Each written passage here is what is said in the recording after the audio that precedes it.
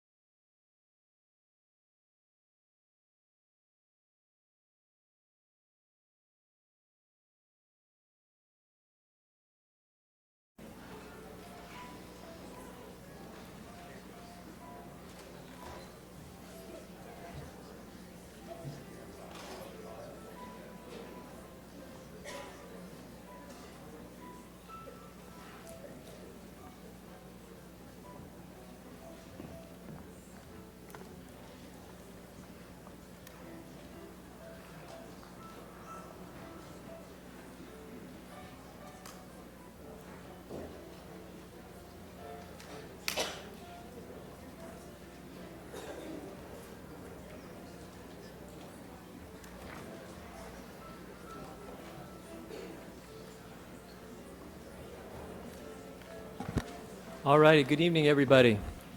Thanks for being here tonight. We are back from closed session where we had some discussion, but we took no action. We will proceed now. We have Poly High School's junior ROTC to present the colors. And we also have Juan Tataran, a 6th grade student from Jackson, to lead us in the pledge. So if he wants to come up to the microphone.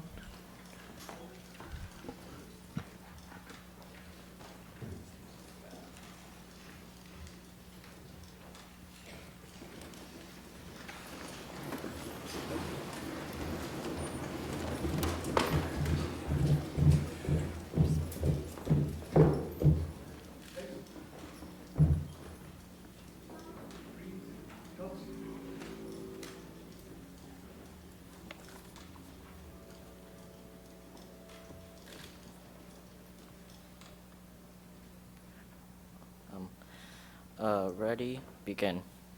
I pledge allegiance to the flag of the United States of America and to the republic for which it stands, one nation, under God, indivisible, for liberty and justice for all.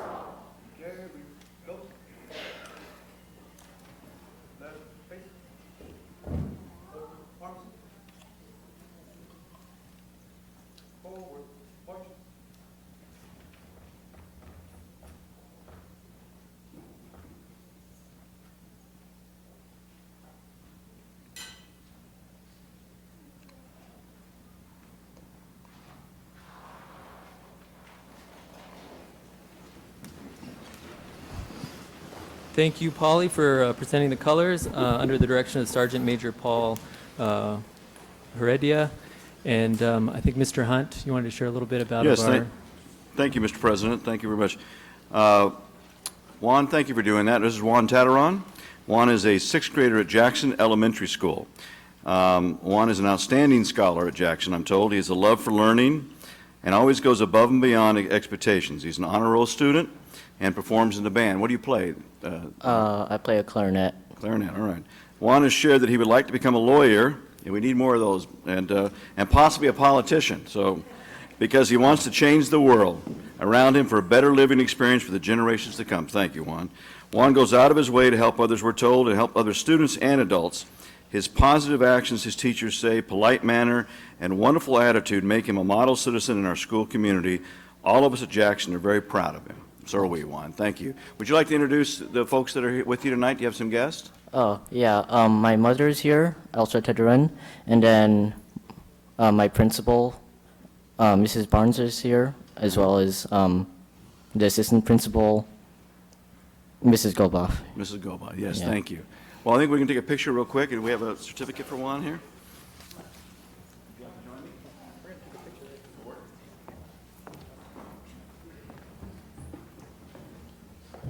How are you, ma'am? Congratulations. Thank you, sir. Thank you so Thank much. you. Hi. Hi, stranger. How are you? Good to see you. Thank you, Juan. This is for you.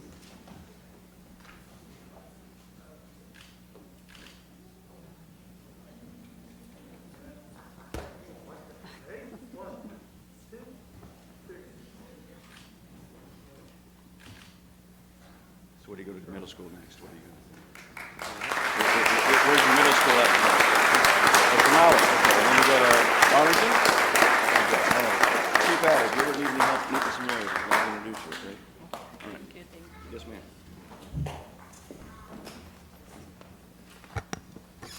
Thank you, Juan. Yeah, if you and your family want to stay for the performance, the rest of the meeting, you're welcome to, but if you have homework and other things to attend to, you can leave as well. Okay, perfect. So next up, we have a performance from Matthew Gage Middle School under the direction of Miss Rhonda Bauer. We're going to be seeing 2 selections for you this evening. As we are early into January, there are 2 from our winter concert. The first is a Hanukkah song called Sivimon, and our second one will be Shepherd's Week.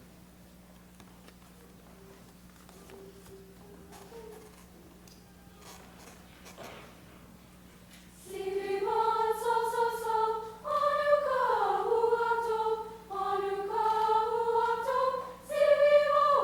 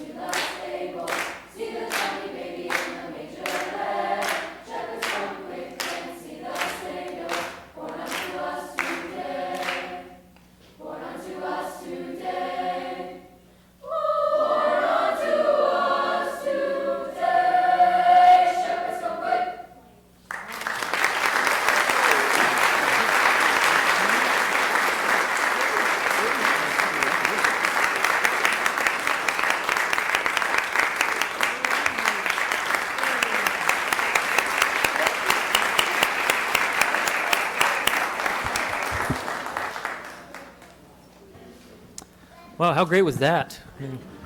I love seeing that there's almost 50 middle school students willing to sign up and do the choir and sound that great. Let's give them one more round of applause. All right. All right, moving on to Section D of the agenda. Item 1, the board will recognize Mr. Alex Herrera. Is Alex here?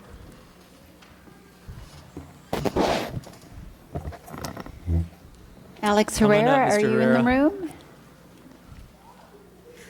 room? Maybe he's already at MIT. Right. Let's recognize him anyway, yeah. Yeah. Board President Lee, Dr. Hanson, esteemed board members, we wanted to take an opportunity at the end of each term for our student board members to give them a certificate of recognition. And so we had invited Mr. Herrera to be here tonight.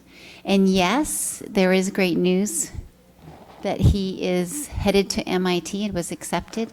And so that's exciting. So the level of opportunity that our students are getting as a leadership opportunity on the board is impressive. And I'm kind of hoping that he's coming up the backside. Not yet. He may not have been able to find a parking spot. Point of order, Alex has had trouble with car trouble in the past. Maybe we could just postpone this and give him an opportunity possibly to come a little late, if everyone is willing. I'm okay with that. Okay, he's in the parking lot. Okay, so we will move on to the next item? Yeah. We can, can we get a motion and we can do the next item and maybe he'll get here?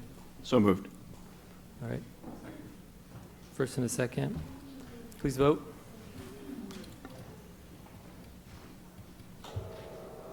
All right. So we'll come back to that one. Thank you, Mrs. Carmenday. All right, item number 2. Mr. Garcia.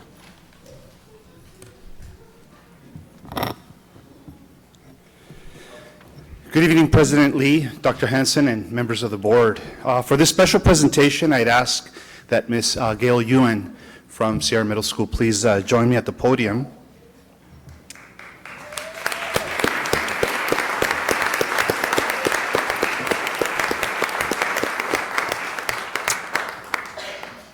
Last month, I had the opportunity to join Trustee Hunt in attending the California League of Middle Schools Educator of the Year Awards program, which recognizes educators for exemplifying educational excellence. Ms. Gail Ewan was nominated for this honor by Dr. Ramoni Yee, the principal at Sierra Middle School, and Carrie Valenzuela, the personalized learning program manager at Sierra. And Ms. Ewan was selected as one of the top 10 nominees for this prestigious award for our region, Region 10. I'd like to share some information with you about Ms. Ewan. Ms. Ewan was the first in her family to graduate from college. She went to college believing that she was going to be a medical doctor, but decided on a career in teaching where she could inspire students and help them realize their potential and to fulfill their dreams. She began teaching in 2001 and has been a middle school science teacher for the last 15 years. Some of her stellar contributions to the Sierra Middle School community are implementing the Health and Bioscience Academy program at Sierra in conjunction with Ramona High School about 6 years ago. Another is receiving an Adopt a School scholarship through the Dana Point Ocean Institute that allowed her to take 30 students per year for 3 years on a 3-day, 2-night sailing expedition to Catalina Island. Ms. Ewan is currently transitioning to a new position as a personalized learning instructional coach at Sierra, and she's excited to support the staff to make personalized learning a culture school-wide. We are extremely proud of Ms. Ewan's accomplishments as a classroom teacher and grateful for her dedication to the students at Sierra Middle School. The board has a certificate for you, Ms. Ewan. And before we take a picture with the board, if you'd like to share a few comments.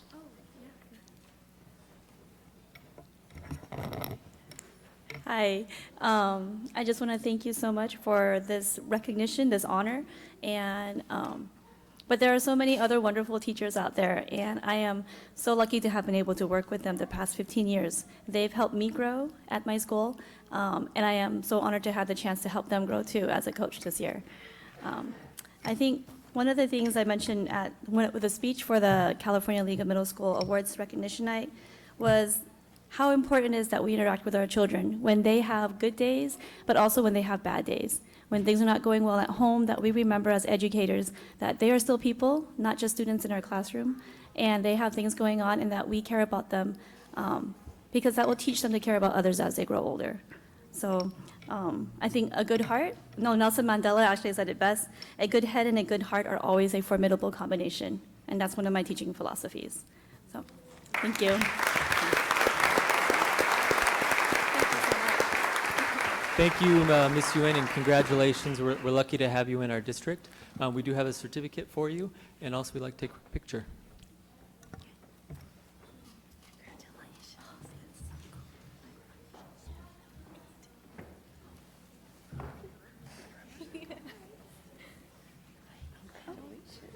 This is our student board member. Oh, hi. Hello, I'm Nicole.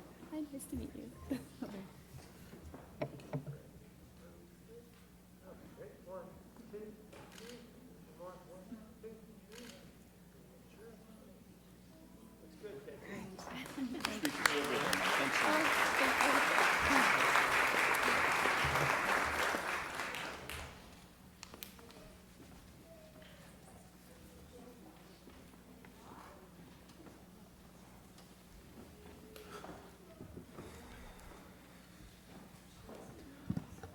I think I saw my friend Alex somewhere. You back now? Good. All right. Lynn, can you come back up?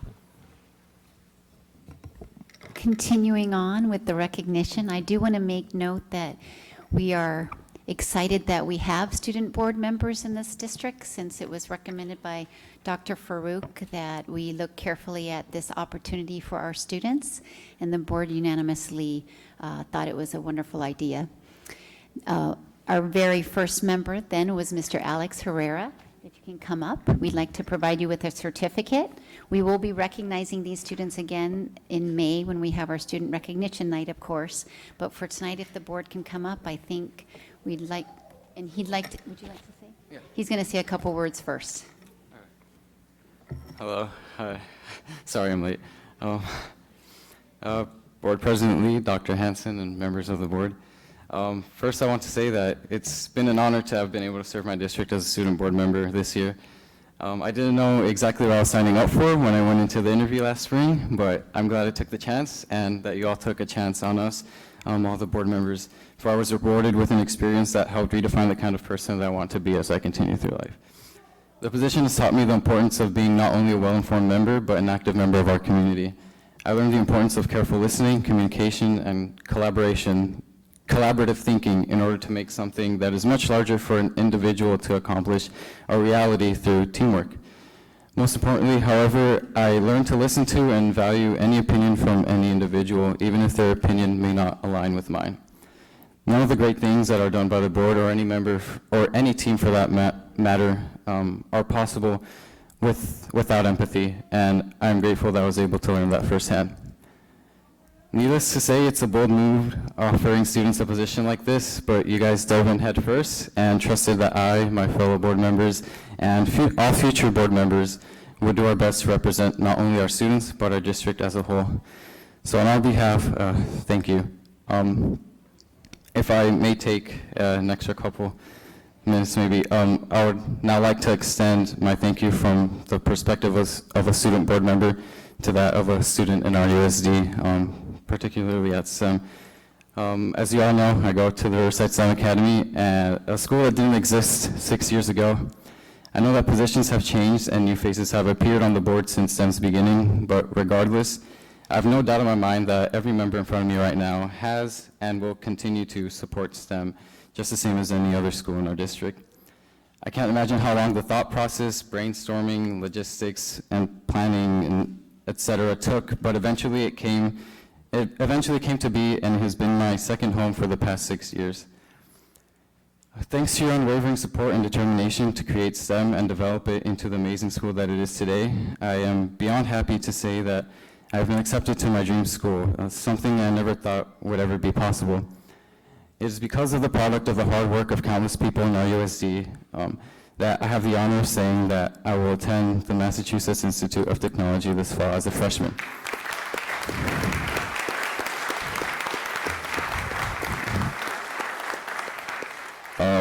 Words simply cannot express my gratitude, at least not in a short amount of time, and I've already gone over my time, so I'm not going to push it, but I'll try to a little bit.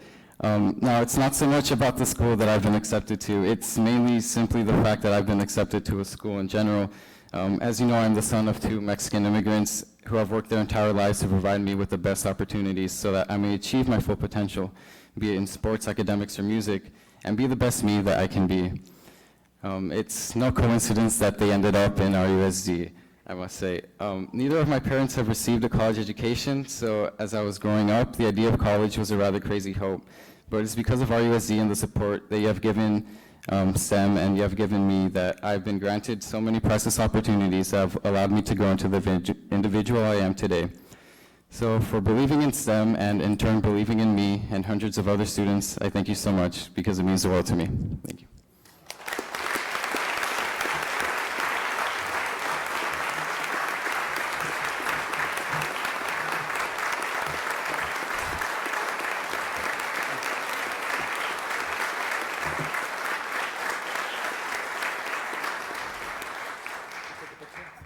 So on behalf of the board and our district, we thank you for your dedication, commitment, and for your willingness to give your voice to us to make us a better place to serve you.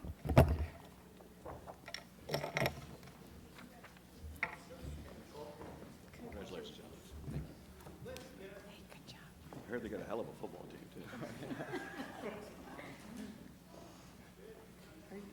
Undefeated.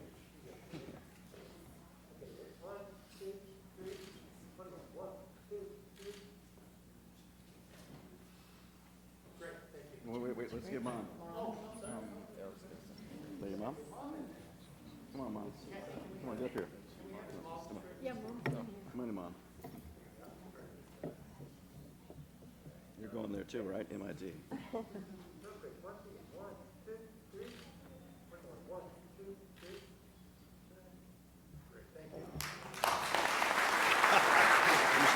Stay in touch with us, will you? Let us know how you're doing, okay? Thanks so much. Thank you so much.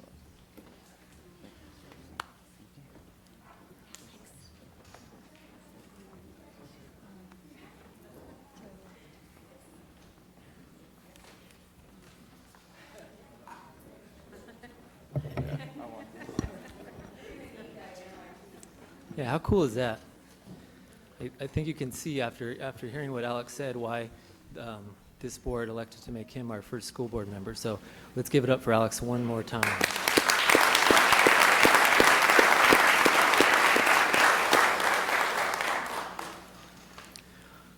All right, we have a presentation now. Ms. Carmen Day, are you back up now? Presentation with Reef.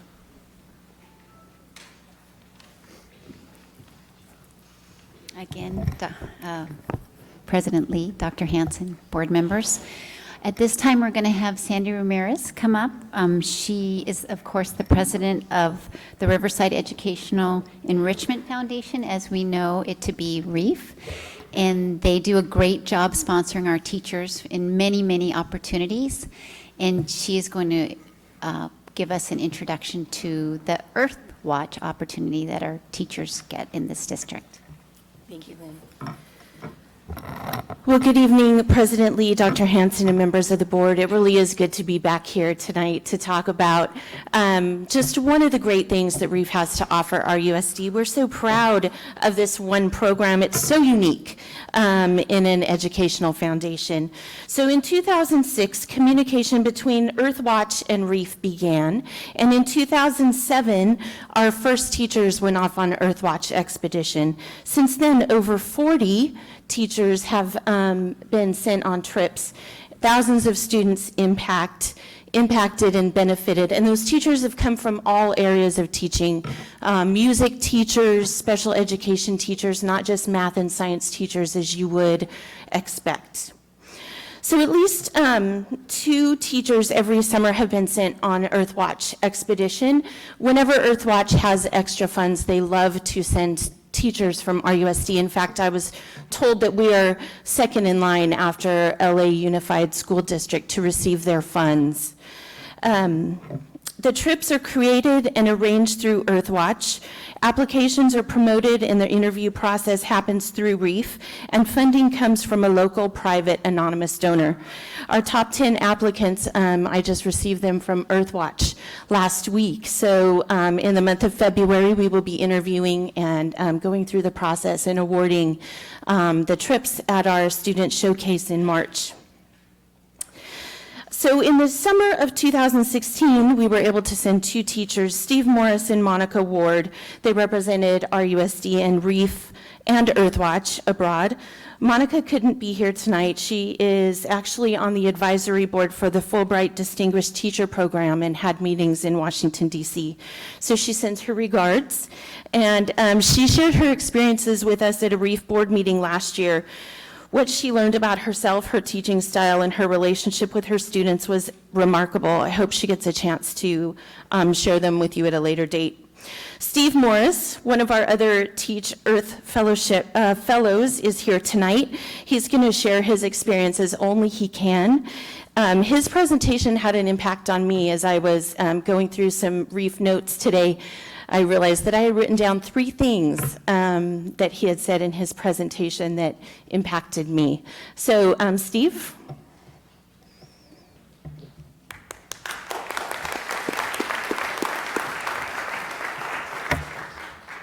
President Lee, Dr. Hanson, the rest of the board, good evening. I'm Steve Morris, and I had the awesome opportunity to go on an Earthwatch expedition because of the funding by REEF. I've been teaching in Riverside for 27 years, both elementary and middle school, and I'm currently a teacher on special assignment. My expedition took me to the cloud forest of Ecuador to see how climate change is affecting the lifespan of caterpillars. On this expedition, I was joined by 11 teachers from Southern California. This right here, this was our home/office for the next 7 days. The first day we decided we'd go on a hike. Evidently I wasn't told about the incredible sinking holes. My expedition didn't start on the right foot or the left foot for that matter. Our days consisted of caterpillar hunting in the cloud forest, and this was my biggest score. I stuffed it and mounted it and sent it home. Not really. Okay. The next to the last day, we went on a 4-hour hike. I didn't sink in the mud, though it does look like it, but my expedition ended on the right foot. Now, this might sound strange, but my 3 biggest takeaways have nothing to do with climate change, but has everything to do with teaching and life. My first takeaway is, don't let fear win. I almost did. I was excited when I got the invitation to go on the expedition, and then I wondered, what the heck did I just do? Because I was going by myself with teachers who I did not know and into a country who I did not understand their language. I was scared. I was thinking of all the possible ways I could turn it down, but to no avail. Then the day came for me to leave on my expedition. My wife drove me down to the airport, dropped me off at the terminal. I kissed her goodbye and grabbed my stuff and headed inside. Later, my wife told me she drove around the airport after she dropped me off because she thought I was going to cry and call for her to come back and pick me up. It was allergies, actually. But I didn't, and because I didn't let fear win, I was able to have a life experience I would have never had if I'd given in. I learned fear will steal away great opportunities if you let it, and I want students to not fear challenges, but go after them. My second takeaway is quit procrastinating. Okay, each year I would tell myself, someday I'm going to apply to REEF for the Earthwatch expedition. And every year I wouldn't. It did take some prodding by a friend and my wife, but last year I finally took the leap and applied. It was the best decision I've made in a while. Like fear, procrastination can steal some wonderful life experiences that both myself and my students could have and should have. And my last takeaway is keep it simple and understandable. I was the only math guy there. Most of them were science people. So in the evenings, we'd have many lectures by the professor who was leading the research. The talks were heavy in science vocabulary, and I tried to keep up. They were using words I had no idea what they meant. After a while, I just gave up taking notes and kind of zoned out. It made me realize just what happens in our classrooms. Sometimes students give up not because they don't care, because I did care, but because they don't understand the language of math, science, or whatever. So when I get back to the classroom, I will make sure we're all speaking and understanding Mathanese. Lastly, there's an old adage that says, you can't teach an old dog new tricks. I think we just proved we can. Thank you, Reef, for this incredible experience, and thank you, Riverside Unified School District, for your continued support.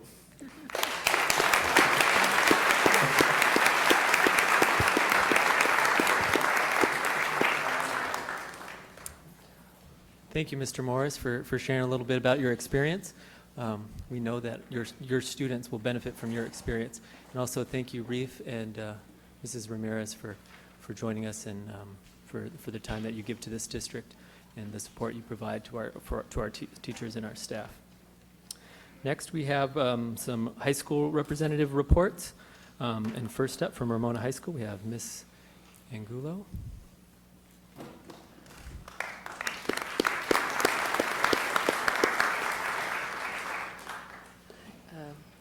Good evening, President Lee, Dr. Hanson, and members of the school board. Thank you for allowing me to be here representing the Ramtastic Ramona High School. I wanted to apologize for my attire. I just came from a softball game, practice.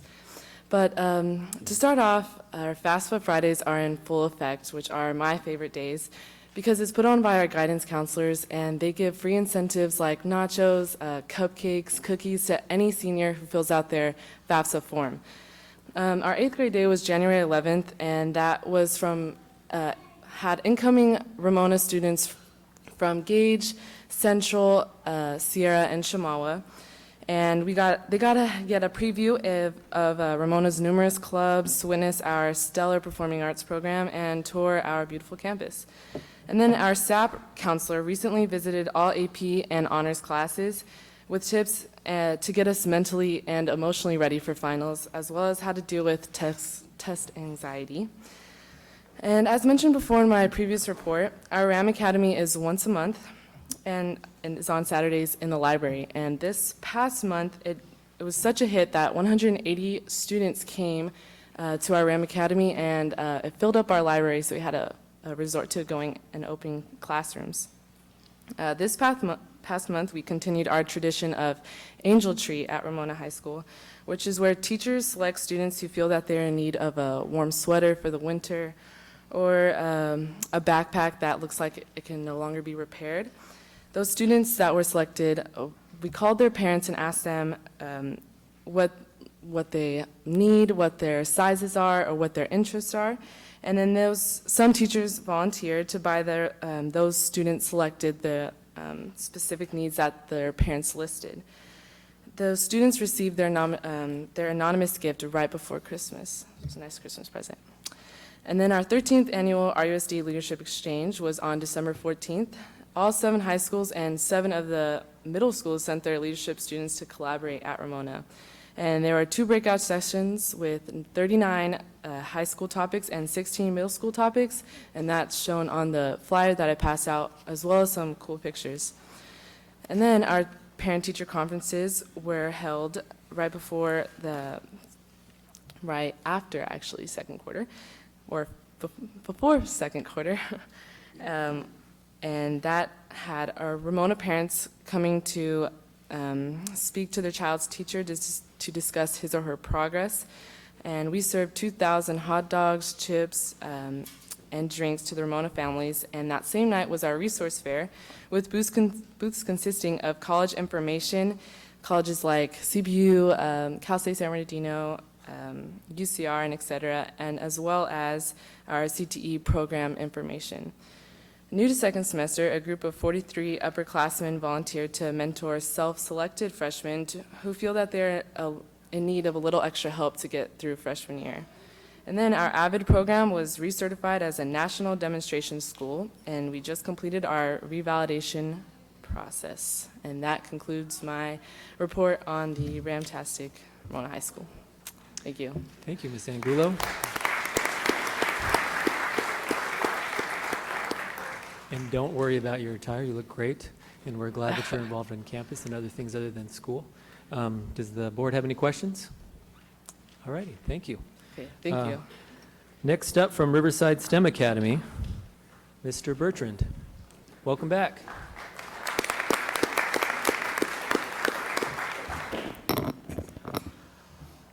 President Lee, Dr. Hanson, and members of the board, my name is Franklin Bertrand, and I am proudly representing the Riverside STEM Academy this school year.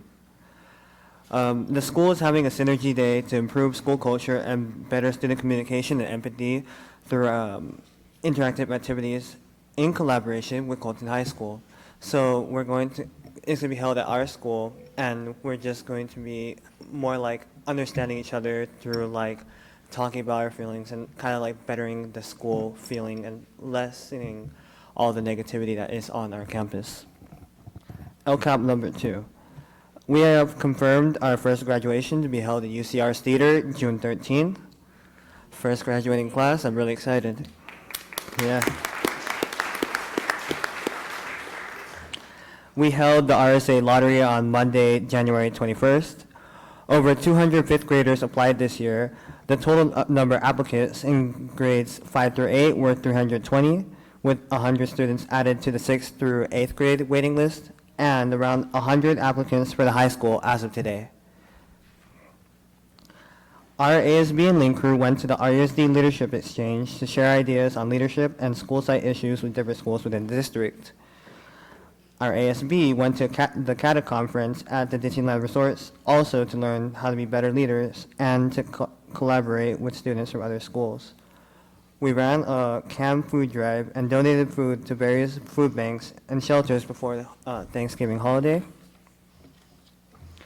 Our esports team, if Mr. Hunt remembers me talking about that, were undefeated and with both of our teams, and the Hearthstone team, if they beat Poly this Thursday, we beat every team in RUSD. Yeah. We've had an active sock fundraiser, which raised money for our winter formal, which is going to be at the Mitten Building, Redlands, on February 3rd. Our first senior class took a senior trip to Knott's Berry Farm, where they enjoyed time together as a class.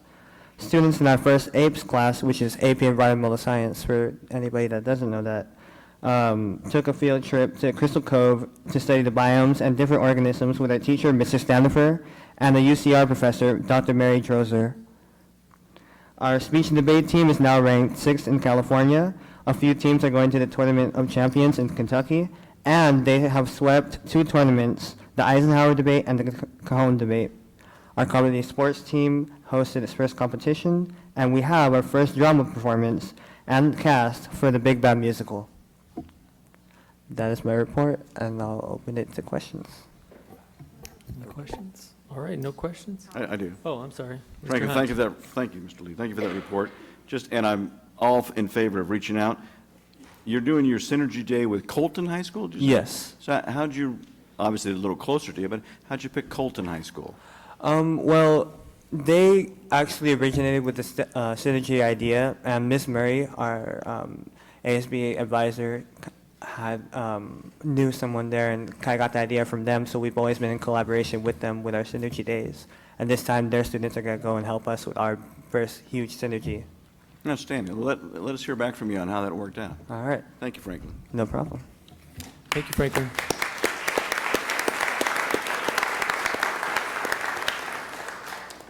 Next up from John W. North High School, Ms. Garcia.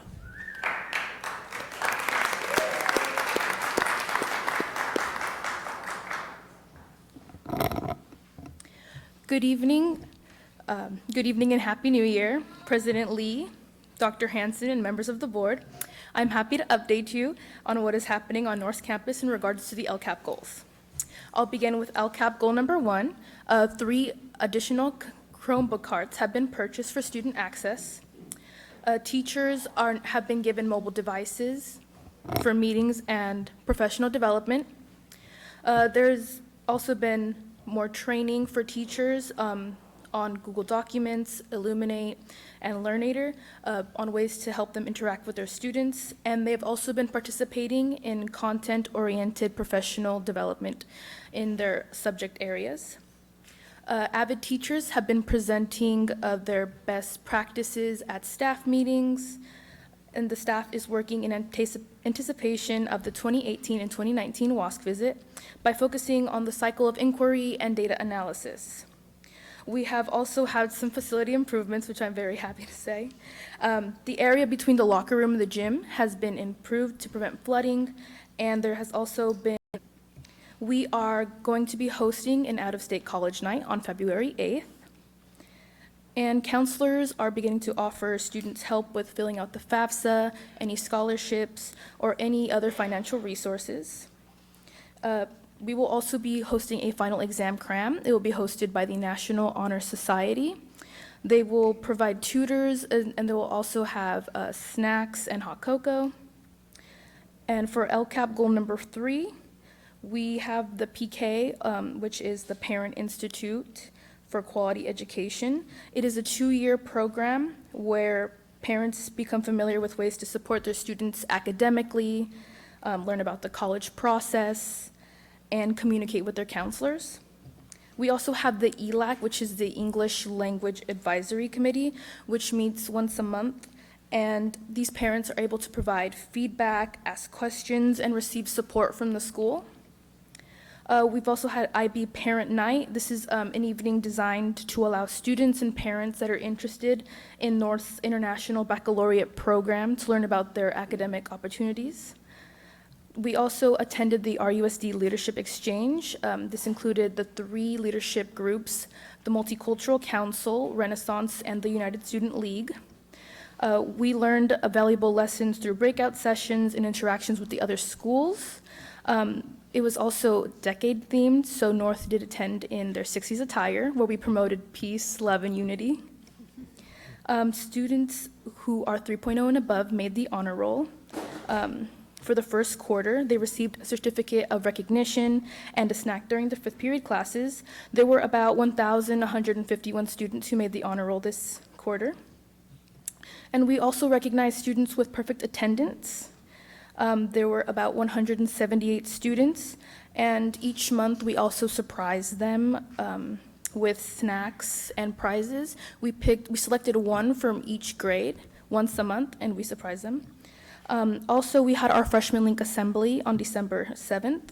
All the leadership groups hosted the assembly. We had mentoring, bonding activities, and a guest speaker, and we also had a motivational seminar for students who are at risk. We are also very happy to say that we've had some early acceptances. 4 students received acceptances from the University of Chicago, Katarina Gann, Catherine Sue, the University of Pennsylvania, Kaini Chen, also the University of Pennsylvania, and Jerry Schwann, Johns Hopkins University. The United Student League is excited to host our Midwinter Ball. It will be held on February 4th at the Riverside Municipal Auditorium. And we have, before break, we hosted a canned food drive where we donated over 15,000 items to the Community Settlement Association. And I would like to close by inviting you all to our Husky Pride Day, which will be held on March 7th. So it would be great if you would attend. And this will conclude my report. Are there any questions? I'm sorry. I'm sorry. March the 7th, you said. What time is the That has not Okay. been announced yet, but I will let you know. Is that it? Thank you. Thank you. No, just 1 second, Ms. Garcia. I know, it's okay. Did you have a comment? Oh, sorry. Thank you, Ms. Garcia. Thanks. I was just going to ask Ms. Carmen Day if we could get an update at some point on the RCC classes. I thought that was very interesting, so I know that'll come back to us, but I'd love to hear about the public speaking. You're not taking it, are you? Oh, no. Well, you're doing such a fabulous job. Thank You probably you. don't need to, I'm guessing. But yeah, I would love to hear more about it, so thank you. Thank you. Thank you, Ms. Garcia. You're out of college, out-of-state college night. It's on February the 8th. Do you know how many you're able to attract to that? How many schools come to that? No, we haven't accounted for that, but when I return in March, I can get you a number. And I'm sure if you'll talk to Assistant Superintendent Hill, she's got a wonderful program that a lot of the traditionally African-American universities across the United States are very involved in, and I hope that they'll participate as well with you. So thank you very much for your report. Thank you, Mr. Lee. Thank you.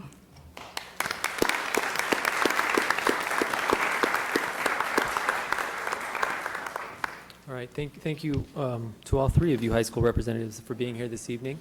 Again, you're welcome to stay, but if you have other obligations and things you need to do this evening, feel free to leave at your convenience. Moving along, item G, our superintendent, Dr. Hansen, will give his report. And before he does so, I do have some cards here for public input. If you do wish to speak on any item on the agenda or any item not on the agenda, please grab a card and get it to one of our staff members or bring it up here to the front so we can collect those. All right, go, Dr. Hansen, please. Okay, thank you, President Lee. And board members, in my comments this evening, I'd like to address 4 different topics. I first want to address many of the parents that are here in regards to recent events that have occurred at Lake Matthews Elementary School. Secondly, board, I want to give you a brief update on last week's budget, which our Governor Brown released January the 10th, and I'll just do big, broad, but how it's specific to the board on a few things that have occurred on the ed services side of the house. As I mentioned, I'd like to briefly address first the incident that occurred at Lake Matthews Elementary School last week. When we use the phrase safety is our #1 priority, I want to assure you all of those that are here that those words are not meant to be cliche. We do absolutely everything we can to ensure the continued safety of every student every day here in the Riverside Unified School District. I'm fully aware that many of you have great concerns regarding your child's safety because of the recent event that occurred at Lake Matthews Elementary School. And as a father of 6, I absolutely know how you feel. But as your superintendent, I'm sure I can speak for all of us on the dais as well as staff members when I say that we have a moral and a legal obligation to keep our kids safe at all times and that they return to your homes each day at the end of the day with a smile on their face. I also have complete confidence in the team of experts and professionals in the education and law enforcement fields who utilize a comprehensive assessment process to investigate and address any potential threat to any of our students. And I'd respectfully remind all of us and ask all of us to trust in that process. We'll do all that we can to continue to provide open communication with the RUSD community. In fact, tonight, a follow-up letter is being sent to the Lake Matthews community with more information about our threat assessment protocol and the methods by which we adequately address our students' social and emotional needs following events such as what we've recently experienced. I want to thank the parents from Lake Matthews that are here this evening for being active in this dialogue. I've said it before, and I'll continue to say it, that parent involvement is a major key to us being successful as a school district, and we appreciate and we honor the value in which you give us as you give us for a period of hours every day your student in our hands, and it's our utmost desire to keep them safe and return them home safe. And I know that later on this evening our board president will make a comment or two, as well as you'll have several of you that are here to make comments. We do want to hear from you. Second topic, the governor's budget. It came out January the 10th, and there's a few things specifically that's going to affect us here in RUSD. There are three specific things that we could see our budget decline next year a little bit. The first one is referred to as the gap funding. The second one, our Chief Business Officer reported on recently, deals with enrollment projections. And the third area deals with what we refer to as unduplicated count.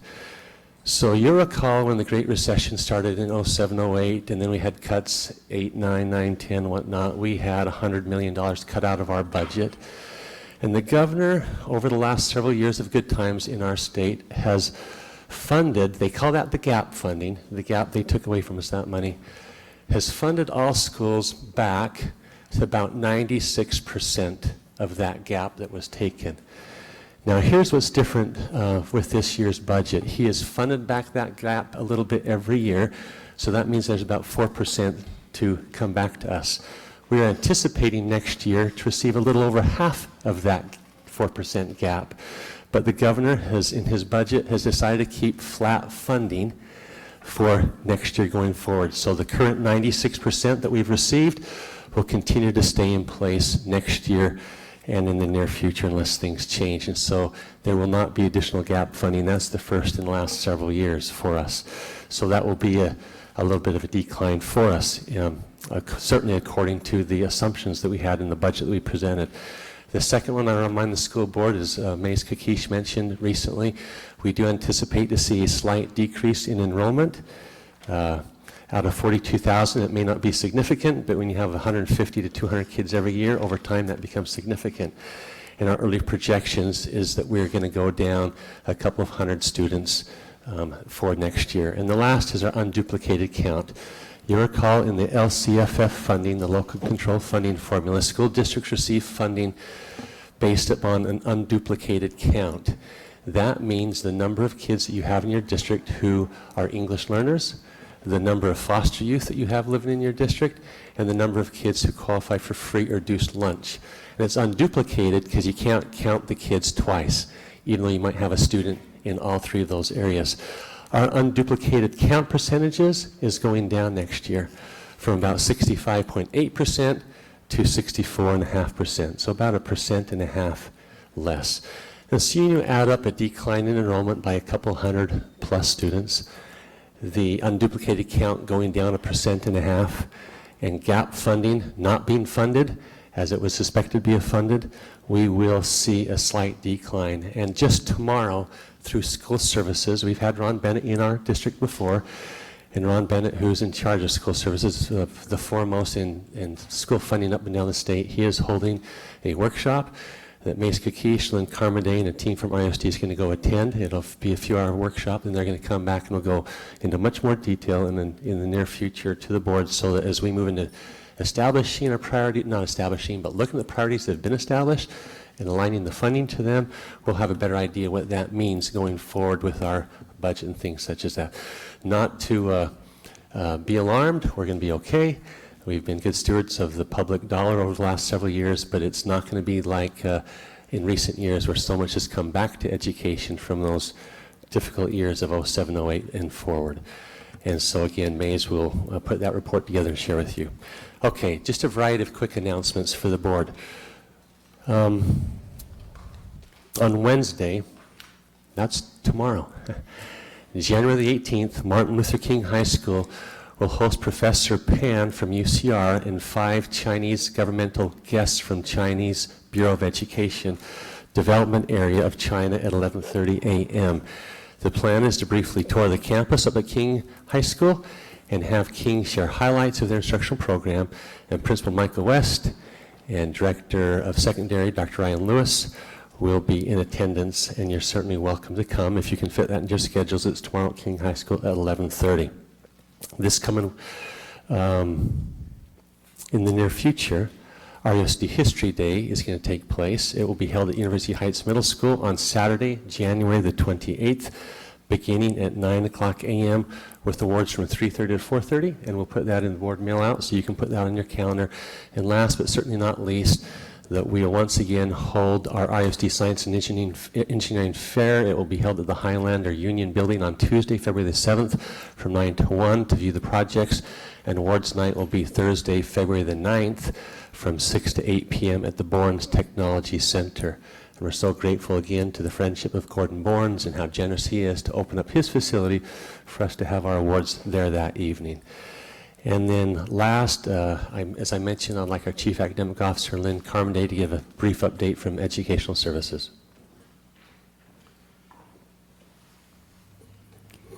Footsteps to Freedom Tour is coming again this summer from July 22nd through July 29th.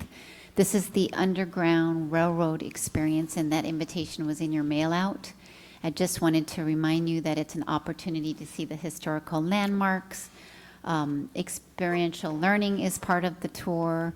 It will raise awareness, provide those who attend the understanding and ability to open dialogue around the cultural responsiveness and inclusion for our district. It continues when the visitors come back to our district, those dialogues. You have a magazine in front of you, the Inland Empire.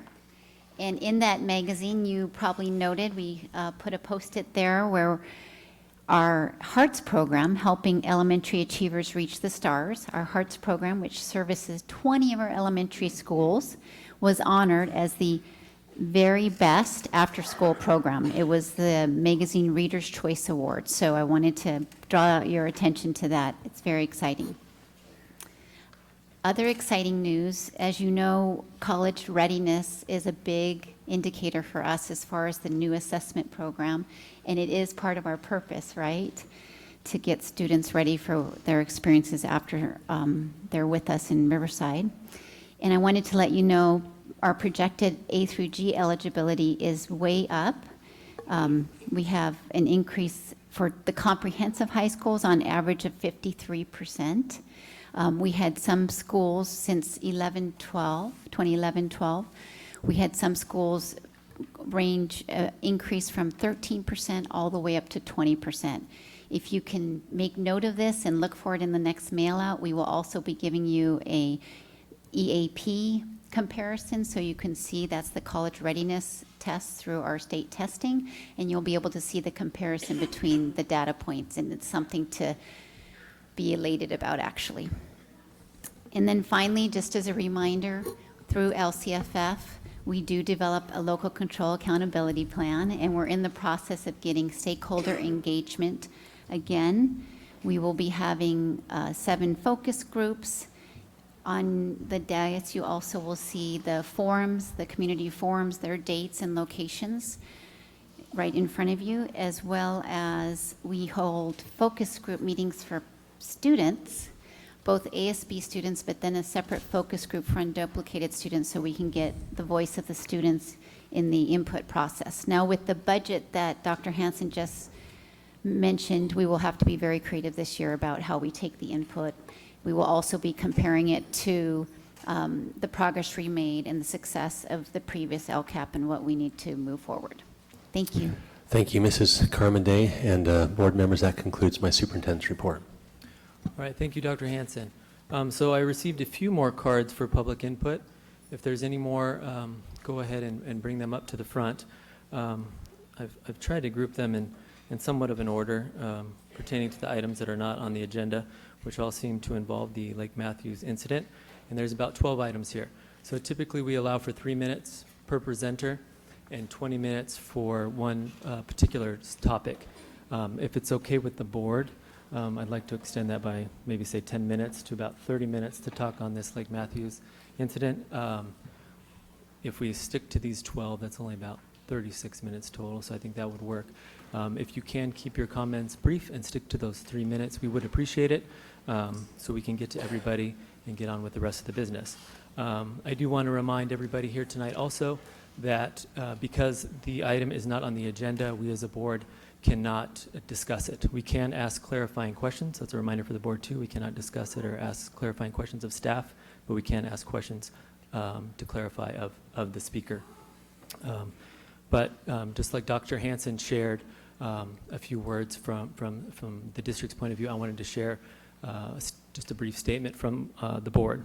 So let me assure you all tonight that while this board may have the primary mission to prepare your students to be college and career ready, what sometimes goes without saying is that first and foremost, our job is to ensure a safe and secure learning environments for all students at all schools. So let me say it again. Our most important responsibility as a board that is elected by you, the public, to represent your interests is to ensure a safe and secure learning environment at every campus for every student every day. And you've just heard from Dr. Hansen, the staff shares that belief. So with that in mind, I want to assure the public here tonight and at home that the threat that occurred last week at Lake Matthews was taken seriously. And just like any threat that the district receives, it is followed up with proper protocol. Riverside Unified has a current model threat assessment protocol that was followed when staff learned of the threat at the school. The protocol included notifying law enforcement to investigate. An investigation is ongoing. And because it relates to a student, it is strictly confidential to comply with California Education Code.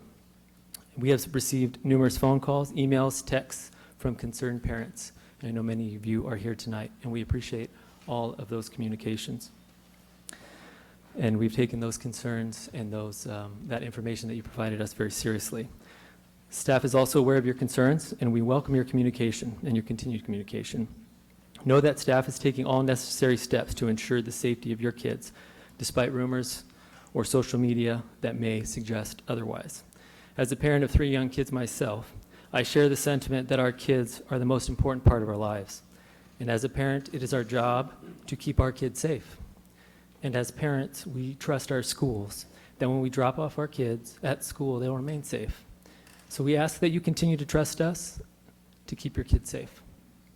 So with that, I'll invite some members of the public up that have provided a card. And first up, I have Jennifer Diaz-Trailer. Are you here this evening?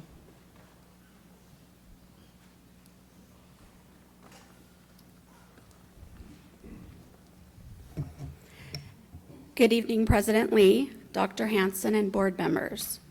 We are a group of concerned parents and community members here to address the serious failings within our educational system, specific to closing achievement and opportunity gaps for students of color, low-income students, English learner students, and special education students. Data which includes test scores, graduation rates, and suspension rates support that poor and minority students face staggering inequities, and the picture for these students is bleak. Statistics support that there is an undeniable connection between a lack of literacy skills and incarceration rates.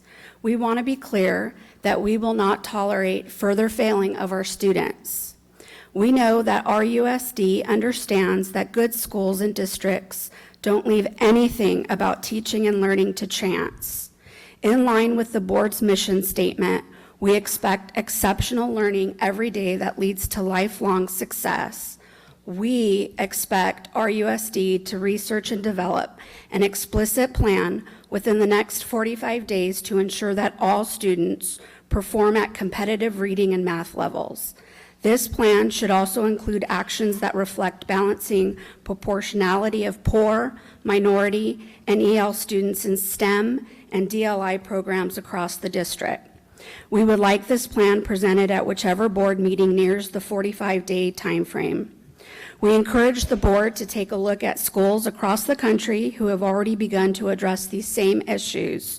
Schools that consistently underperformed state requirements and turned it around to exceed state requirements. Schools like George Hall Elementary School in Mobile, Alabama, Haley Hewitson Elementary School in Las Vegas, Nevada. Furthermore, RUSD needs to implement an honest evaluation system that takes student growth into account, which should include training principles and expert teachers in evaluation and feedback techniques, providing support to teachers who are struggling, working hard to hold on to the strongest teachers and chasing out the weak ones, and assuring that all groups of children get their fair share of strong teachers. We would like to be privy to the practices taking place to achieve this. We expect RUSD to practice inclusivity by providing language, STEM enrichment programs to all students. RUSD created a STEM program that disproportionately advantages some students over others and does not reflect the demographic breakdown of the district. All students should have equal access to this curriculum, which serves to provide college and career readiness opportunities. We would like to see evidence that RUSD is being action-orientated to this end. We would also like to see how the district is providing support and special programs to support the success of students in special education, STEM, and DLI. In the wake of this presidential election, and even prior to, many students in RUSD have experienced racial injustices at their schools. Our students come home reporting that their peers are chanting, "Build a wall," being called derogatory names, etc. We would like to know what RUSD is doing to address this and to ensure the safety and security of our students. Lastly, there is a true need in RUSD for personnel to ensure equity and oversee enrichment programs needed within our district. Ideally, this position would take on much of the same characteristics and responsibilities as the recently hired VAPA specialist with respect for equity assurance. It is undeniable that what schools and colleges do is hugely important to our economy, our democracy, and our society. The issues presented today are pre-existent, and we continue to find ourselves in the midst of an educational crisis. RUSD has an opportunity right now to be the catalyst of change, and we emphatically encourage you to create opportunities and eliminate barriers for all RUSD students. To this end, you have our unwavering support. Perfect. Thank you. Great, thank you.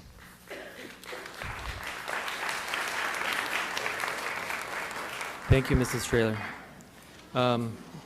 Next, Mrs. Oliva, Martha Oliva. Did you want to add something to that?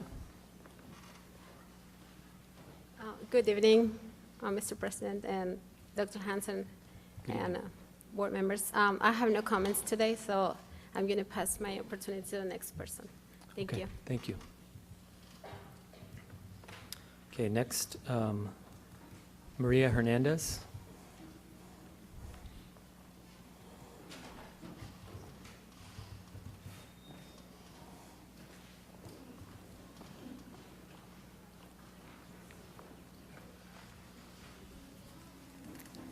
Good evening, Superintendent Hansen, President Lee. My name is Maria Hernandez, and I, with all due respect, ask you permission to give you some papers. Please.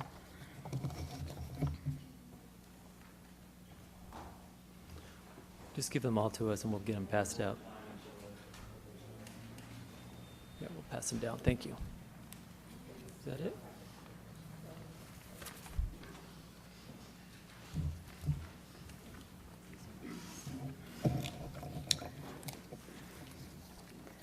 Good evening, and thank you for granting us this opportunity.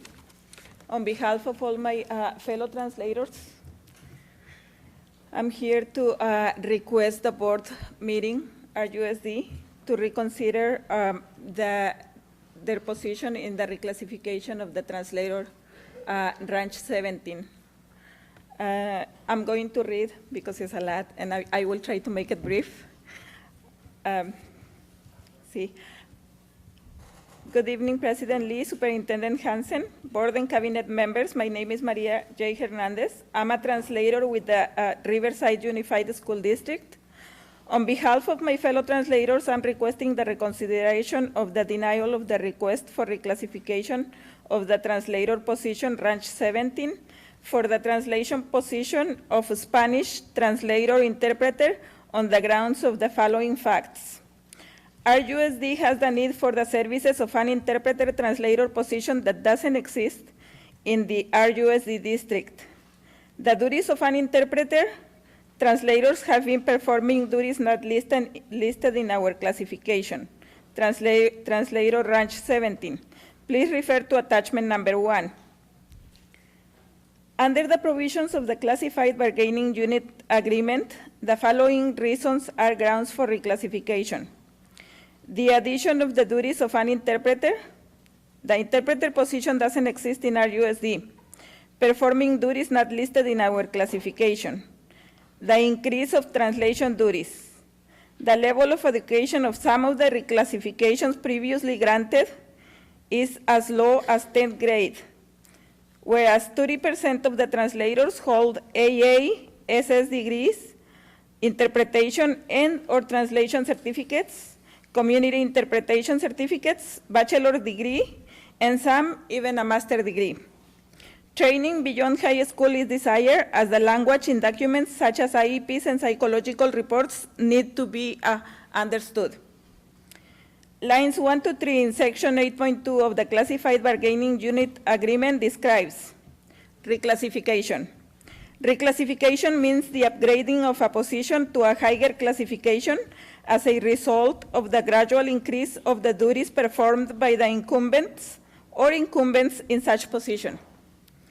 RUSD based its decision only in those three lines, and they do cover the increase of duties performed by the translators. Those duties are listed in attachment number 1. However, the essence for our request is contained in lines 3 to 8 of section 8.2, and they read, it is the intent of this section that the incumbents shall be entitled to the upgrading of the position to higher classification where there has been a significant change required by the district in the duties being performed by the incumbent or the incumbents.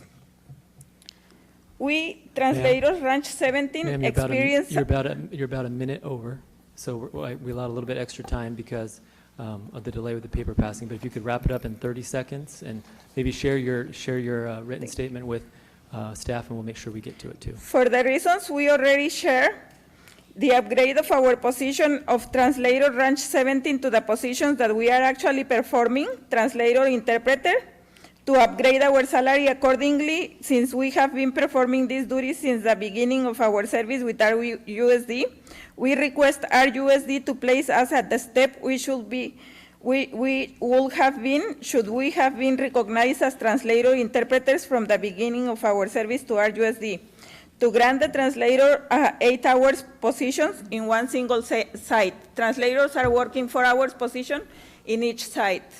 And the school, after we leave the school, they also need the services. There are interpretations of IEPs, interpretations of psychological reports, presentations, STEM presentations, AVID presentations, you name it. You know all of them because you service the parents. Thank you, and the Mrs. student Hernandez. population.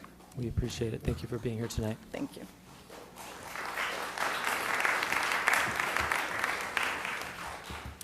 Okay, next. I'd ask that we'd have a report on that at the most appropriate next board meeting on that particular, if we could. Next, Mr. Steven Calzada, if I said that right. Good evening, sir. Good evening, President Remind Lee, you that Dr. 3 minutes, Hanson, please. members of the board. First of all, I just want to thank you for. First off, just want to thank you for giving me the opportunity to talk. I appreciate both your statements. I'm here to talk about Lake Matthews, specifically the laissez-faire attitude of Miss Williams, Principal Miss Williams, and her dealing with incidents. That's what my comment's basically going to be about. I feel like there's a retroactive addressing of incidents rather than a proactive addressing of incidents at Lake Matthews. Bullying is a problem. I've heard about it from other parents, and there seems to be a disconnect between Principal Williams and her school, because I've heard of people complaining about bullying and other incidents. This is not the first incident. This is just one of the bigger incidents. And I'd like an evaluation of Miss Williams and everything that's going on over there, because I feel like there is a disconnect. And I don't know what the problem is, but teachers are, I don't know if it's policy and procedure of RUSD, not to explain everything. I understand you guys told us that you guys have policies in place that handle those. But it seems like things are slipping through the cracks and parents aren't being notified of certain things. And incidents that people are bringing up aren't being handled. And that's pretty much one I want to bring to the board's attention. I'd just like an evaluation of that school to see if we could be a little more proactive in dealing with these incidents. That way they don't get into this. That's it. Do you have any questions for me? Does anybody have any clarifying questions? Okay, thank you, Mr. Calzada. Thank you. Appreciate you being here.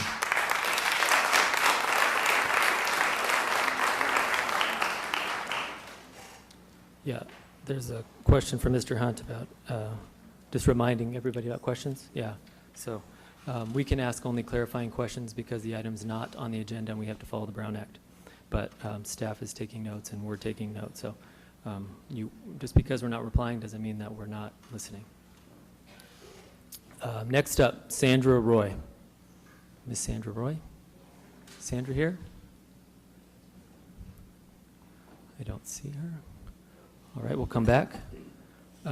Courtney Wilson. Courtney, are you here? Oh, okay. Thank you, Ms. Wilson. Paul Jacques, or Jacques?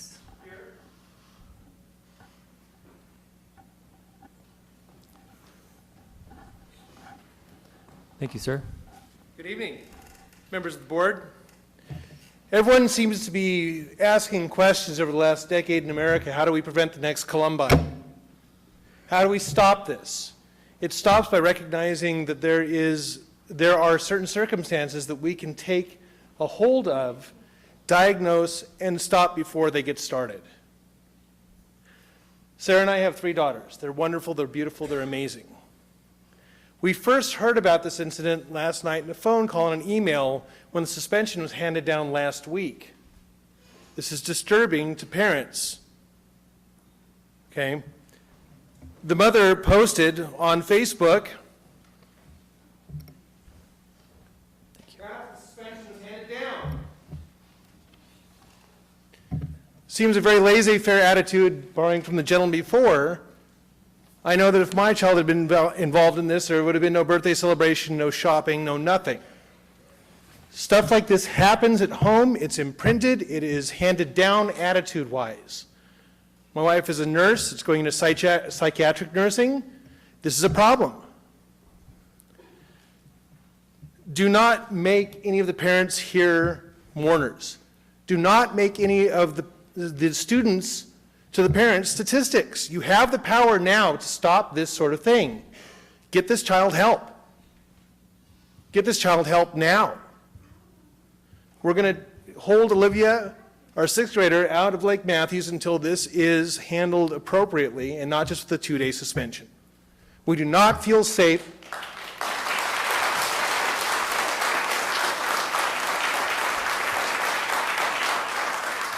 We do not feel safe sending her to school when this is a slap on the wrist instead of appropriately handled. The line between tragedy and joy is thin. You know this from what happened last year with the fire in the Bay Area, sir. Do not make us come back dressed in black. Thank you.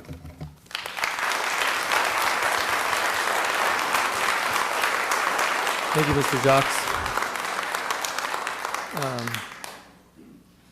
Miss Medver?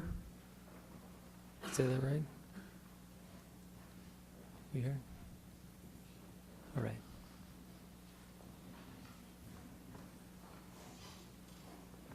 Or Medvec, sorry. Is it Medvec? Good evening. Thank you for taking the time. Here I am as a parent also that had to learn from her daughter that she was on a list, on a kill list, by a 10-year-old.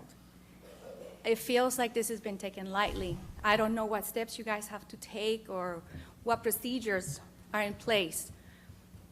But why is it that the parents had to be the last ones to find out? And some of us was through our children. And some of other parents, it was through an email that was issued a few minutes before it got out that there was a meeting for parents to get together and discuss this.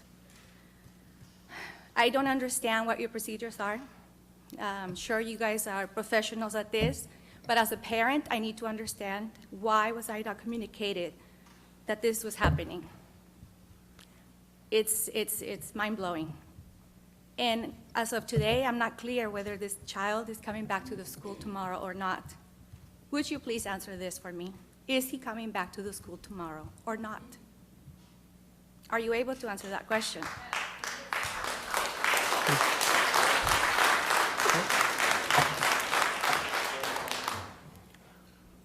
I don't know if we're allowed to answer that question or not, since it's not on the agenda. Mr. Walker? No, yeah, I didn't think so. So you're not allowed to answer this question? I'm sorry, we cannot answer that question. So tomorrow we can can I stand can- at the school and just wait to see if he comes by? Obviously, everybody has a picture of this child Right. that obviously needs a lot of help. The comment from staff and the comment from the board that your kids will be safe when they go to school tomorrow, I can assure you of that. I understand that there's like no search for backpacks or personal belongings. How are you going to do this? How are you going to guarantee that there's not going to be any retaliation from this child? I'm sure he's upset. Parents, I'm sure, are upset of this child, what's going on. But as like the other gentleman If we could answer said, these questions for you, we would, but legally we just cannot. But there is a clarifying question for Mr. Hunt. All right, I wanted to ask you, Mr. Lee, couldn't we ask Mr. Walker a clarifying question? It's my understanding you cannot ask staff any clarifying questions that items are not on the agenda. That's coming from the public. Or we don't need to, you know.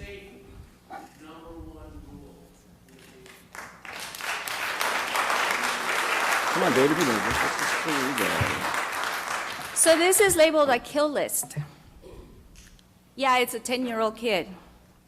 Could be all bogus, but how do you determine it's not? Did you have enough time to send him to a psychologist to get him evaluated and all these things? I know that there's a privacy issue here, but think about it, guys. These are little kids we're talking about. It's lives, our kids. Thank you. Thank you.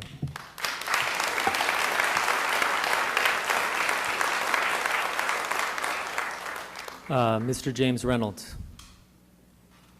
You here, sir? Thank you. Thanks for being here. Good evening. Coming before you to speak about the Lake Matthews incident. This is what we're talking about as far as communication between, staff, the board. You guys knew there was a major incident. You knew there was a lot of news cameras here, and now, you think it would be something that you can put on the agenda as an emergency. Hey, we need to get together. We need to talk about this. And it didn't happen. You talk about safety, you talk about communication, and here we're at a standstill. We can't say anything. So the biggest thing is communication. I guess this incident was notified to one of the parents on Wednesday. The school found out about it on Thursday. Law enforcement was out there on Thursday. Were the parents notified on Thursday that their kids were on a murder list, that there was depictions of skulls and blood and knives that these kids went through? Did anybody send counselors in right away to take care of the kids that were on this list and saw it? Was anybody notified on Friday? No? Safety? Friday? Saturday? Sunday? Wow. You see where I'm coming from on this. This is an important issue. This was a murder list that was put together, and we don't know, we understand that the kid is the biggest kid in the 5th grade. So he made 60-plus criminal threats, and he possibly had the ability to carry out those threats, and nobody was notified. It finally went out onto social media. We found out from 8 and 10-year-olds of what was going on, that were crying to us, scared to death to go back to school, and no notification from the school. So the parents got together and decided to meet up across the street at the produce market to figure out what the heck is going on. Why are we not getting notification? And then 15 minutes before that meeting, we get a letter. I think Mr. Grayston typed it up and had it sent out by Ms. Williams, finally notifying us. The sheriffs came up. They couldn't comment on it. They said, look, everything's safe. I said, well, how did you make that determination? I don't know. I was just sent out here by somebody. So that's the biggest problem, is the communication. You talk about safety and communication, but here we're at a standstill tonight. So people are concerned. We didn't go through all this because, there's not a problem here. There's an issue, and it needs to be addressed. If this is the protocol, it needs to change. Number 2, the school made a decision that day that 2 days was sufficient for this kid to get psychological help, for the students that saw the bloody knives and the skulls, for them to get counseling, and to bring him back within 2 days. Does that sound reasonable? Does that sound like an expert opinion? It doesn't at all, and it's sad. So we need to address that. We need the kids that were threatened, we need time for them to adjust, get the counseling that they need, and get this poor kid some counseling, because it's not normal to do this. And from what we understand is he had possibly an incident of violence the year before, 60-plus criminal threats this go-around, and then he was allowed to come back to the school, and I'm not for certain, but he was allowed to come back to the school, and then after he was suspended, he told one of the kids, "You're number 9 on my list." I don't know if we're 100% positive, but that's something we need to look into, and we need to figure out if that actually happened. So I appreciate your time. I'm sorry to have to come up here and complain. Lake Matthews is a wonderful school. We got great parents, and we want to continue that. Thank you. Thank you. Thank you, Mr. Reynolds. Just as a notification, again, we don't make the laws, we just try to follow them. We have to post agendas well in advance of meetings to properly notice the public. So even if we wanted to post in an item on the agenda as early as of yesterday or Friday, we legally could not. Next, Ms. Krista Gross.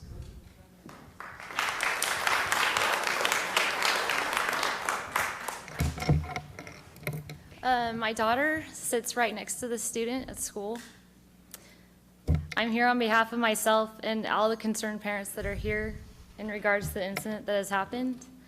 First, I would like to say that we were in no way trying to harm this child that was involved in any way. We as parents are just concerned for the safety of our children and staff at Lake Matthews Elementary and the whole community. We feel as if an incident to this degree not be taken lightly, and when this happens as parents should be informed or notified of the incident as soon as possible. At very least, the staff members and parents of the children involved. I sent you guys the list of all the parents that are very, very, very worried about their children. I know that you did get those. After speaking with Ms. Williams on Friday after this incident, parents left feeling very unsure and uneasy with the lack of transparency when something this severe happens.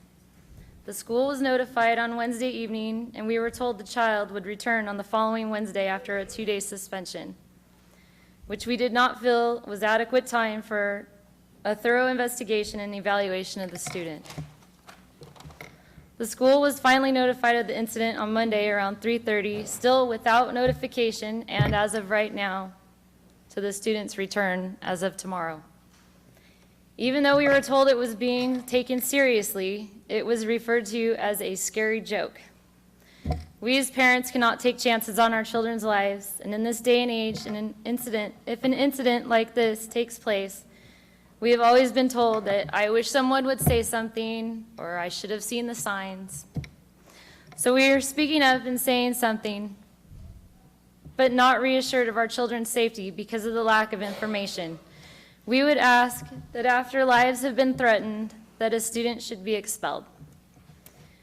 We would also ask that the policies in the district could be changed so that when an incident happens to this degree, it doesn't escalate to the effect that this one has due to the lack of information to parents. We are all here because we love our school, the faculty members. I personally, myself, have always had the highest respect and love for our principal, Mrs. Williams. But most of all, we need to be reassured of the safety for our children. I know there's more parents that have to speak. Thank you.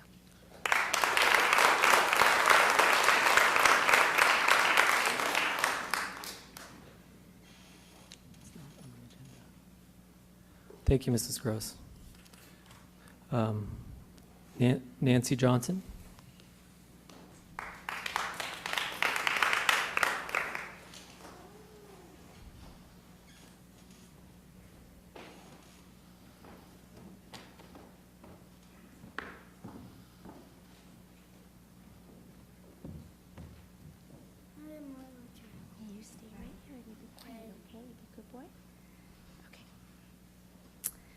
Good evening, President Lee, Dr. Hanson, and members of the board. My name is Nancy Johnson, and a concerned parent as well of Lake Matthews student, and I would like to address the recent threat on the campus. I just wanted to remind you that once we leave our children and they go behind those gates of the school, we are entrusting the school with our children's safety and education. From what I understand, the school feels that there is no threat to our children regarding the incident that took place at Lake Matthews on Wednesday, January 11th. But if you can take a moment and briefly look at it through a parent's eyes, which I know many of you are parents, who doesn't know a thing on how this situation is handled through the school district and the so-called protocol that you guys have for these scenarios, and hearing your child explain in detail about how her name is listed on this kill list is, to say the least, very unnerving. Please remember, we are talking about a 5th grader that I, number one, have never met. I've never met the parents. I've never even really heard the child's name before until that day.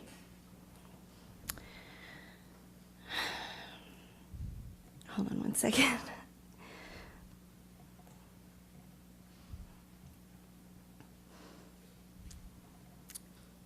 I understand the school's responsibility regarding privacy for other family members.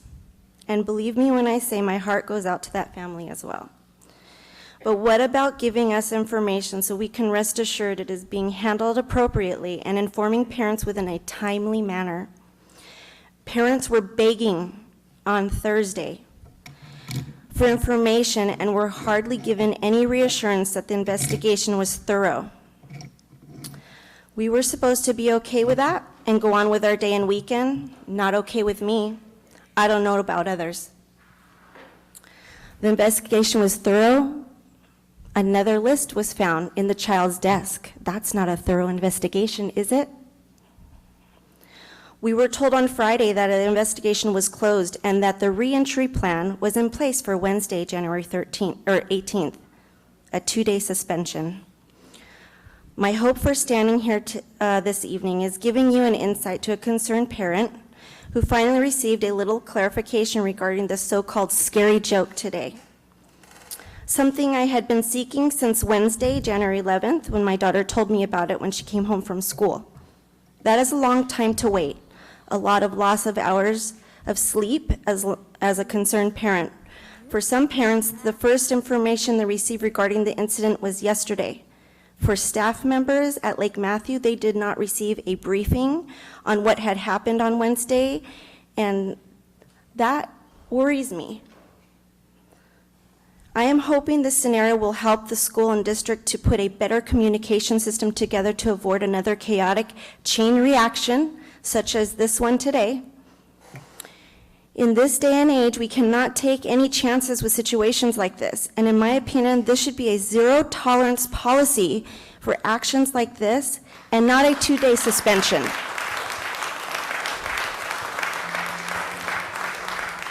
I stand here tonight and I'm asking for confirmation from the board that the child will not be returning to school tomorrow, and clarification on the steps, procedures, and the protocol that takes place in situations such as this one.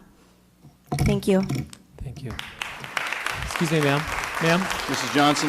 Ms. Johnson. Ms. Johnson? Mrs. Johnson, can I ask you a quick question? We have a clarifying question for Mr. Hunt. Could you just answer a question for me? I appreciate it. And thank you for coming out tonight. Certainly, you said scary joke, I think it was. Who labeled it, or, because it sounds like it's, This is someone's something labeling that, it. yes. So where's this coming from, this scary joke? Okay, so on Thursday after school, no, was it Friday? It's Friday.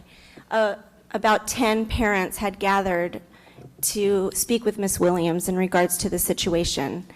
And that is what we were told, that it was a scary joke. Mrs. Williams, Used those Principal words. Williams used Mhm. those words. Yes. I can assure you her words do not reflect the members of the board up here and our feelings. We don't take this as a joke at all.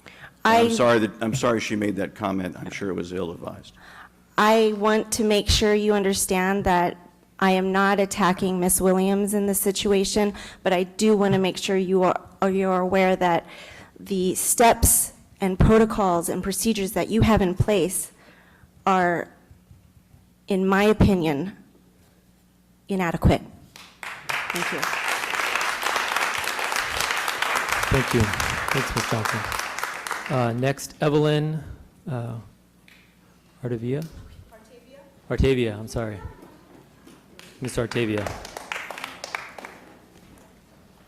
Thank you for this opportunity. My name is Evelyn Artavia. I'm here as a voice for my daughter, Kylea Artavia, 5th grade. Her teacher is Mrs. Steele, classmate to the person that wrote these letters. I did not have time to go home, take a shower, make a speech, get dressed. I am here not to reiterate on what the parents have said, but just as far as our experience, as far as lack of communication. As you've heard before, she came home and said, "Mom, there's a kill list." I said, "What is this? What is a kill list?" And she explained what happened, what information she had. Why didn't we parents get an emergency phone call, emergency meeting, come to Lake Matthews School? We have something to talk about or cover, have some kind of counseling for them, not me. Okay, her daughter, her sister, 34 years old, has a doctorate in psychology. I had to call her to say, what do I do with this situation? Okay, she's not giving me advice, but she just kind of said, "Mom, just have a little compassion for the other boy that wrote this letter." Okay, so we as parents, we do have compassion, but safety is number one. So I'm here to talk about lack of communication. Also, too, Lake Matthews website, RUSD website, has nothing. I went on these websites today finding, is there a meeting? Do I have resources for her? No. Is there contact information so I can have some dialogue? No. I went into the office asking for some kind of counseling today for her, first day back to school, to reassure her that she could be okay, that she could concentrate, pay attention to the curriculum. Her teacher is so awesome. I also emailed her. Not a lot of information, but I know that there is either a code of silence or some kind of boundaries in place for teachers and staff at the school. Wonderful, wonderful school. I love it. Love the teachers, love the parents, love the staff. Miss Williams, I'm not going to comment on her, but I am here very, very upset for many reasons. Okay, lack of communication, again, my feelings, not being heard in the office today. I talked to a lady and I said, could I have a therapist pull her out of class and talk to her? She said, well, what incidents are you talking about? Do I want to say kill list in an office where there's kids? No, I don't. So she took my name and number, said, I'll give it to the assistant principal. I am not asking for assistant principal, I'm asking for counseling. I talked to this beautiful woman here outside. She said that there would be some kind of counseling from RUSD in place there. I only know that there was one counselor on site. Maybe I'm wrong. But she did give counsel to my daughter, which returned to class today. Okay, so basically, I want to know from you, Mr. President, do you have something in black and white that gives us all the protocol or all the procedures? Do you feel that there's something that really, really went wrong here? I know you can't answer questions. I have heard that. I know that there's boundaries. I know that you have rules and regulations. I don't even know if I'm going to be able to sleep tonight. Let's put it that way, okay? I am not taking her to school tomorrow just so that Lake Matthews School knows that they need to make rules. We need communication. We need emergency meetings. And these kids right here need whatever they need to keep on going at that school, okay? This is really big. Not only that, I have 50 seconds. To come to school today and see every major news station there, okay? Police presence there, okay? RUSD, I was nervous myself. I sat in my car for 3 hours thinking, what do I do in this situation? And this is me. I shouldn't be nervous. I can't imagine these girls being them, okay? She says, Mom, look at what's going on here. It's going to be okay, Kylea. You're going to go to school and everything's going to be all right. Because we trust that the sheriffs or the police department or whatever is doing their job to go to this child's house, talk to the parents, get him whatever therapy he needs, for the future. But we're just dealing with our children and our situations. We want things in black and white, plain and simple. Thank you. And Dr. McGuire, can you raise your hand real quick? That gentleman there can share with you some of the support services they can provide your daughter, so I can at least point you in that direction. Okay. At this meeting. So you have this all on record. Are you going to take and review this and maybe Absolutely. get back to us? Absolutely. Will you come to Lake Matthews and hold a big meeting in our auditorium, or do we have to keep coming here to find out what is That's the next definitely step? something we can talk about.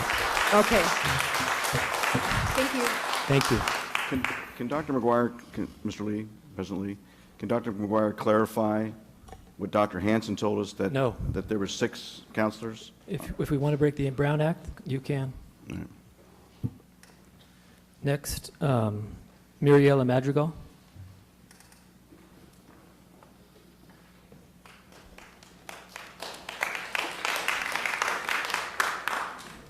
Good evening. As a parent of a child who was on the list, on 2 lists, by the way, my child is the one that found the second list, and him and a few friends. And from what we were informed, there was a thorough investigation done on Thursday morning. My child and 2 other children found the second list on Thursday during the school hours, so Thursday afternoon. This leads to the question, what kind of thorough investigation did the school actually perform? For my child to have to see those images and his name on the list, it's a very negative impact. This is why the trust in our school system has been broken completely on my behalf. This is why I chose not to take my daughter or my son to school today. Secondly, this thing about keeping the parents in the dark, not informing us about what's going on, not telling us what the protocol, just telling us that it's a protocol and go look it up, who knows where. It's not helping. I don't know what you guys are trying to accomplish by doing that, but all you're accomplishing is causing more fear and insecurities in the parents. And I think you need to address this to where at least you could inform the parents of what is protocol, what is going on. And once again, on regards to, I understand my sympathy goes to the child as well that wrote this list, but we have to keep in mind the children that were on the list, the impact it has on them. My son has been having nightmares, he's been having troubles going to sleep. I, to say the very least, have been gotten very little sleep because the school's so slow on just informing us of anything and telling us we have no rights to know anything other than this bad joke that was going around. I was one of the 10 parents that contacted Mrs. Williams and the vice principal on Friday, and we were told it was just a bad joke and the investigation was closed. So all I'm asking for the board members to please go review your protocol and please respond to the parents in a timely manner, because being on a murder list or a kill list is not something to be taken lightly. Thank you. Thank you, Ms. Madrigal. Ms. Sandra Roy, are you here? Coming back to you, I think. Okay. I have. Oh, is she here? Oh, I'm sorry. Hi, Sandra. Sorry. Hello, thank you. One of the things that we were made aware is that there is a procedure that you have to follow. So I decided to take the time to do some research today. And one of the things I reviewed was the California Code of Education that you use with deciding if an expulsion should be,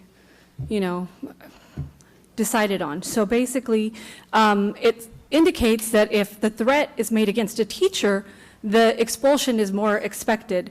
Whereas if the threats are against a student, it's more discretionary. So clearly that discretion lies with you. And we would hope that you would take our concerns as parents who have not been notified if your kids are on the kill list. The kids that are aware are kids who saw the list on their own, but the school has not notified anyone as to who the other kids are. We have no information. All of the information that we've received from the board has been reactionary. Nothing has been proactive. The first communication we heard was 15 minutes before they were aware of a meeting that we were going to have as parents, and they contacted us 15 minutes prior to that meeting. Clearly, people were aware of this meeting in the district or at the school because a sheriff was sent there to meet with us and had no information. The next communication we received from the school was 2 hours prior to this meeting, and again, had very little information. So everything that we're getting from the school and from the district is reactionary. And we really think that you guys should have been proactive with this situation. I'm sure that by Thursday, when the school was notified, that everyone was well aware that this was not going to be something that the parents were not going to be upset about. Thank you. Thank you, Sandra. Thank you, Sandra. I have two more cards here. I have, I'll take Edgar Barrera. What's that? You're not going to speak anymore? Okay, thank you, Mr. Barrera. And I also have a card here from Alfredo Aguero. It does say you want to speak on the special education item. Did you want to wait until we bring that item to discussion, or do you want to do it now? It's all right with me, whatever you... It's up to you. You can speak now, or you can wait. Okay. Good evening, everybody. My name is Alfredo Agüero, and I'm a community organizer from ICUC. The reason for me here is because we try to get in a space on the districts to give information to the parents about their rights and responsibilities on special education. Because what happened with them, they don't know about how to advocate for their own kids. And what happened when they do this, when they advocate for the kids, they get in some kind of retaliation, the parents, also the kids. So I think that's not right. And what we want is for us to let them know how they can advocate for their own kids with knowing their rights. We can bring organizations to talk to them for special education, and also we can bring organizations to give some kind of mental health issues. So because the main reason about the special education is that that's what it is, it's mental illness. So we really like to work with the district. We've been talking to Ms. Andrim. Thanks to her, we started the conversation, and we hope we can get this space. We also like to say that one other issue is bullying, and that's a big issue here. Bullying is something is everywhere, but sometimes the kids with the special education are the ones who suffer more of this stuff, and most of the time they said they are the ones who's giving the bullying, and nobody do anything about the ones who's given the bullying. So we really like to say that we need help on these issues. We're working on the district on Moreno Valley. We're also working on the district of Valverde.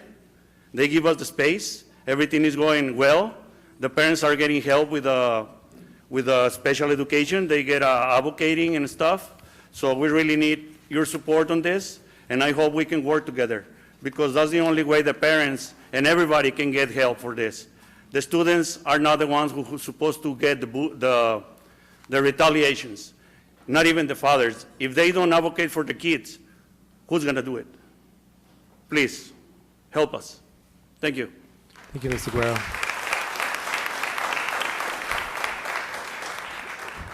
there any more cards? Okay. All right, so I don't have any more cards. So that will conclude our public comment. Do appreciate everybody coming out tonight. And why don't we take a short 7-minute recess, and we'll be back here. Okay?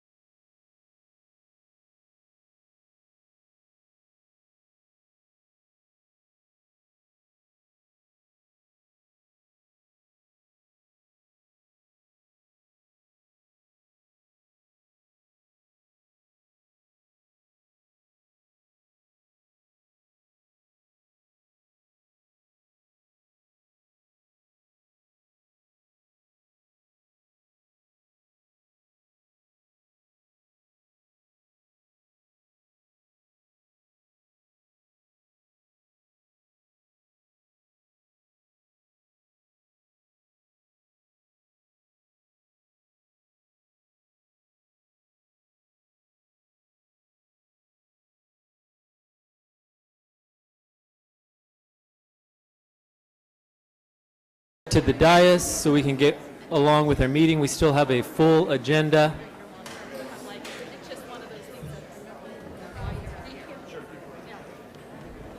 Hey, good.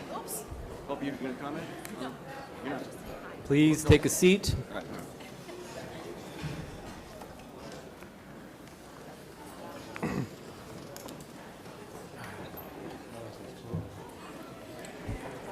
Yeah, I'll do it now.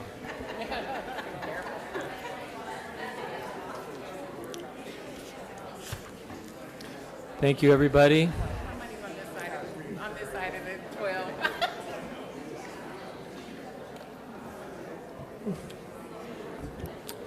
We're getting to our district employee group reports. The one, the only, the amazing, Mr. Martin. I don't think they all heard that. Want me to repeat it? I heard it. That's good That's enough. all that matters. Yeah. Good evening, President Lee, Dr. Hansen, and members of the board. I thought you might be interested in hearing what we do with our time and with our money at RCTA. Here are some background facts and numbers. We are the 15th largest teachers association out of more than 1,000 in California, and we are among the 100 largest nationally. About 97% of certificated staff are members of RCTA. This compares favorably to statewide averages. Of the $108 of monthly dues, about 75% of that goes to NEA and CTA, while RCTA receives about $24 per month per member. Local dues are indexed at 0.44% to the first year and first column of the teacher salary schedule. Although there was an increase in salary, RCTA leadership decided to freeze local dues for the 2016-2017 school year because of our good financial condition. And we have the good fortune of owning our own building. How is that money spent on personnel? Besides meeting our responsibility for my salary, we contribute to Mariana Robles' salary as a teacher on special assignment. Her focus is the work of helping the district and the association design and implement the professional growth system. Diana Wood, our office manager, is paid fully out of local dues. Like a principal secretary is to a school, Diana is to RCTA. Sherry Scott is a full-time CTA staff person paid for by CTA and NEA. She functions as a legal, political, bargaining advisor. She also works on special projects for us. Currently, she is exploring the possibility of a joint effort between RCTA and RUSD to provide an extended learning year to our students, as well as an alternative credit recovery program for our high school students. Here is some of how we spend our money and our time supporting our certificated staff. Although there's not much money attached to this, regular communications with district management and the school board about instruction, finances, and personnel and school issues receive much of our time and energy. Of course, bargaining and the work of the Health Benefits Committee gets our best effort.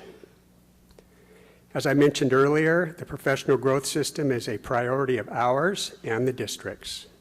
As a result, we have allocated a significant level of monetary and personnel support.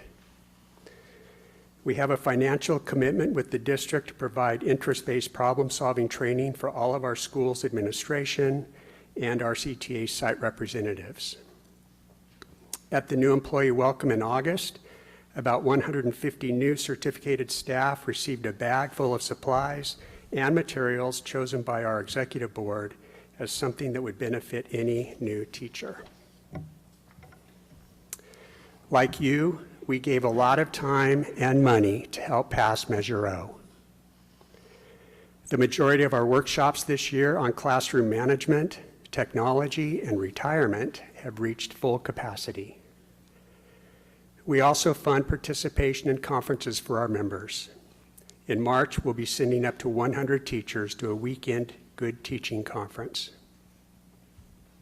Grants have been given this year to fund art or community service projects for teachers in September, and another opportunity is planned for the spring. Each year, we financially support REEF. Scholarships of generous amounts will be awarded to high school seniors at the end of the year. We also like to express appreciation to our members. In May, to celebrate Day of the Teacher, we will host our 4th annual Tacos in the Park. We hope this year more teachers will be having tacos in the park than those who don't. At the end of the school year, we recognize our members who are retiring. To honor their years and commitment, we share a good meal and a simple celebration at a nice restaurant in town. We try very hard to use our time and our resources wisely and well to support all certificated staff, whether they are just joining us, soon to be leaving us, or somewhere in between. Thank you. Thank you, Mr. Martin. Are there any questions from the board? Okay, Ms. Lock-Dawson. Mr. Martin, can you provide your comments, a copy of those to us, please, so we can see? I certainly can. All right, thank you. I'll do that. Thank you, Mr. Martin. Thank you. Always good to have you with us. Next, we have a report by Mr. Victor Cisneros, who is the president of the Riverside Association of School Managers, also known as RASM. Hello, Mr. Cisneros. Hello. Good evening, Board President, Mr. Lee, Superintendent Dr. Hansen, members of the board. Tim, you always set the bar really high. I dread coming up here after Tim. This evening, the RASM board would like to take this opportunity to present the 2016-2017 RASM Managers of the Year with the token of appreciation and recognition. First, we want to highlight that we have many outstanding administrators and managers here in our USD, and want to recognize everyone who was nominated for this award. We would like to also thank all the managers who submitted nominations for our colleagues. First, if the RASM board or a few RASM board members can approach the front to help recognize our managers. And when I call their names, please come up to receive your award. Stay up here for a group picture with the board if you don't mind. We have 17 categories in which we can nominate managers, all different ranges, and we nominate in every category that we can. First, in the category of secondary principal, we have Dr. Jamie Angulo.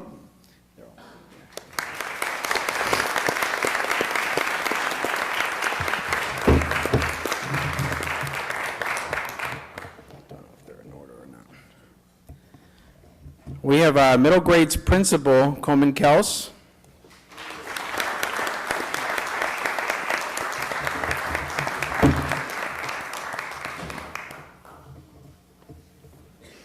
We have elementary principal. We actually nominated 2 principals this year, John McCombs and Laurie Nelson, Dr. Laurie Nelson.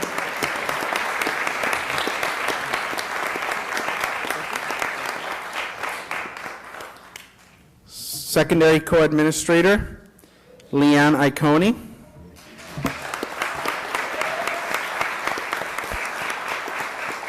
Central Office Administrator, Lynn Carmenday. Elementary Co-Administrator, Natanya Johnson.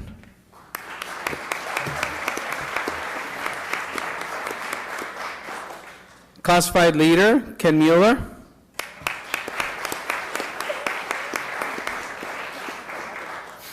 Confidential Employee, Robin Woods.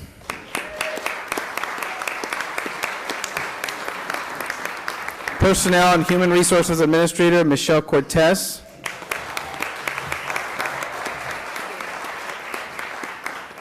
Adult Education Administrator, Rachel Bramlett. Special Education Administrator, Cindy Hartshorn.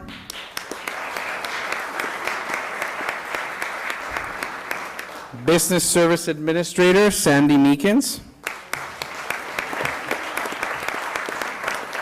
Pupil Personnel Administrator, Tim Walker. Curriculum and Instruction Administrator Matt Cash.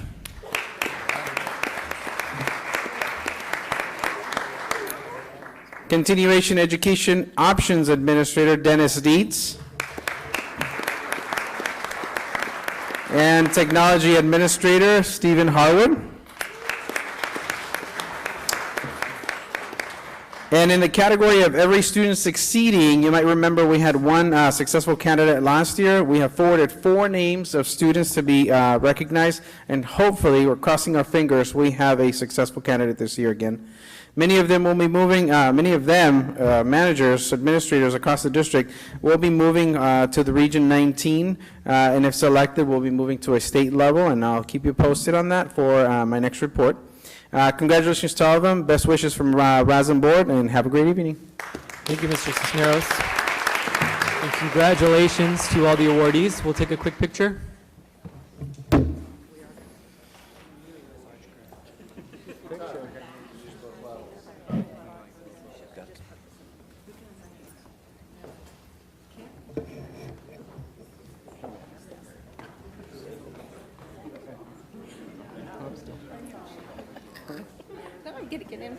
I'm in front. Oh, come on.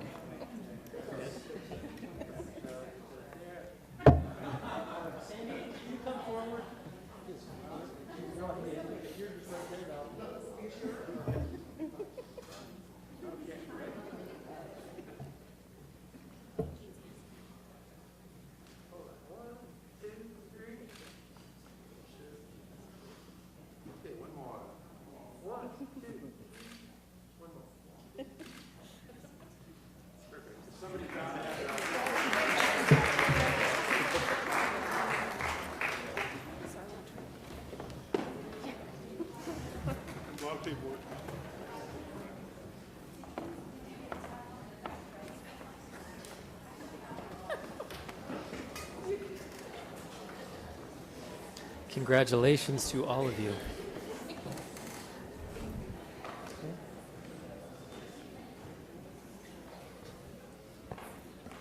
Okay. Let's just do consent first. Next on the agenda is the consent consent agenda. All items under the consent calendar are considered by the board to be routine and will be enacted by the board in one motion unless anybody wants to pull something. If there is not anyone wanting to pull something, if they could, we could take it all in one motion. Do you have a motion? Dr. Farouk? Motion. After the consent. Okay, I motion to approve the consent calendar. Ms. Alavi? Second. Thank you. We have a motion and a second. Board, please vote. All right, that passes. Thank you. Yes, Dr. Farouk? President Lee, I would like to respectfully motion that we move item L1 regarding special education in the interest of the community members that are present. Second. Thank you, Dr. Farouk. Thank you, Mr. Hunt. Please vote, board.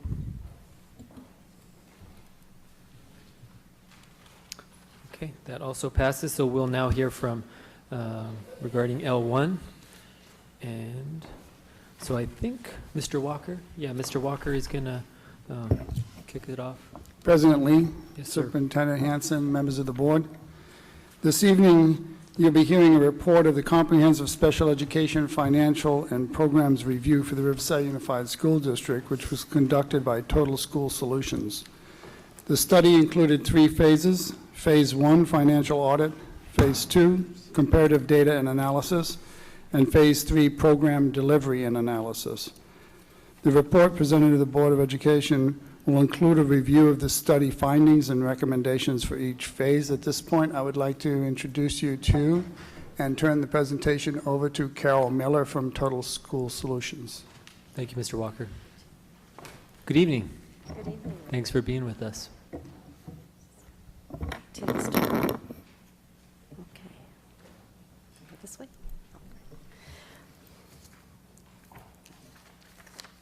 Good evening, President Lee, board members, Superintendent Hanson, staff, and community members. On behalf of Total School Solutions, I would like to thank you personally for giving us the opportunity to conduct this special education study. And as Mr. Walker mentioned, there are 3 phases to the study, and I won't go through those again. We had many study activities involved, and we cannot thank enough business services and the special education department, because without your assistance, we would have never been able to complete this study.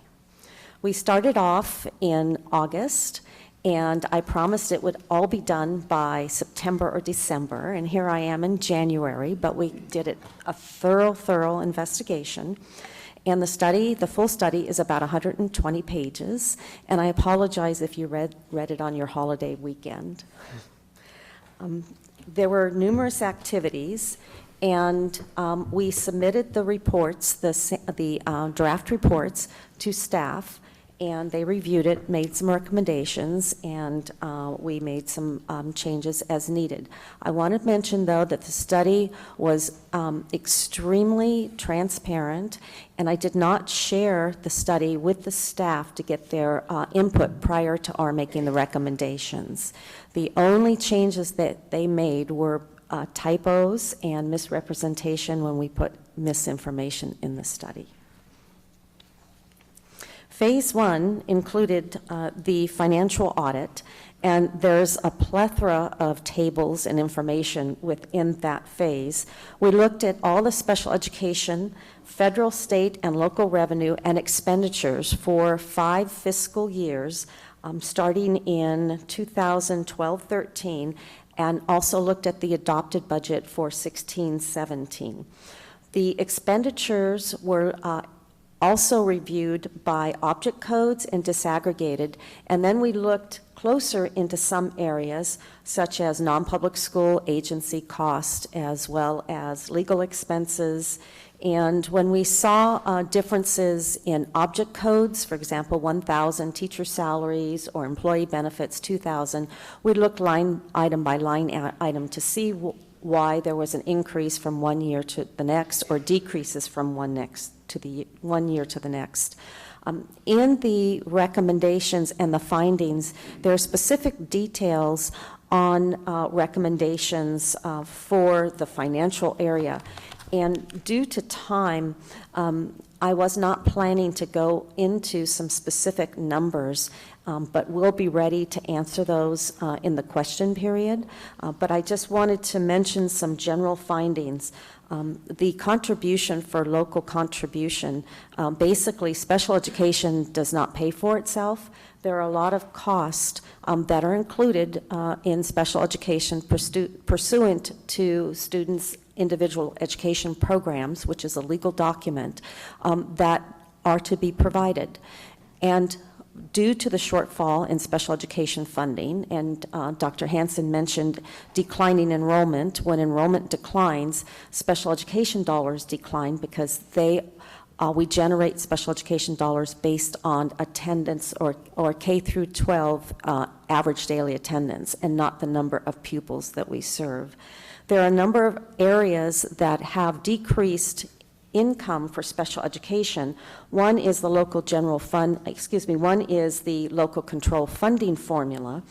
And when the LCFF was enacted, special education revenue limit no longer is transferred to special education, but was enveloped in the LCFF.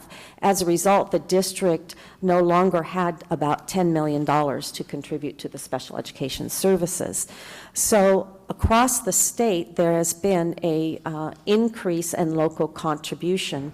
Riverside Unified, even though their local contribution is high, is not as high as statewide averages. The district grew from 19% in 2012-13 to about 40% of local contribution, but the statewide average right now is up to about 60% and growing. The other areas that we looked at are special education maintenance of effort, and that basically means that the district needs to spend $1 or more money than the previous year, and that has increased across the state as well. There are some areas when we look at maintenance of effort. For example, one area is the district has been has worked very hard to serve students and bring students back from non-public schools as well as non-public agencies. The district has built a cadre of psychological services and is now providing those services for students rather than the non-public agencies. Also in areas of occupational therapy. There's a number of programs that the district has built capacity that has actually reduced costs for special education. The next area is comparative data and analysis, and we conducted a lot of data runs, and thank you again for the special education department. We promised that they did not have to create any kind of new runs, but as a result, we did find some discrepancies. So they generated actually pupil count data runs for us, and we did a comparison of district of residence and district of service students. And basically, there were a few differences in numbers, so we used the district of service.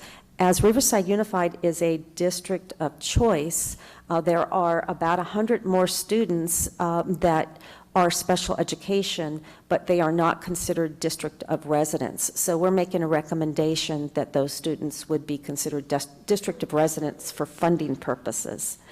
And we also looked at pupil count in every which way. We looked at the number of disabilities by percentage, the number of students that are in general education settings, special education settings, and we also compared the percent of disability categories in comparisons to statewide averages. And Riverside Unified is lower than the statewide average of the percentage of special education students to total enrollment.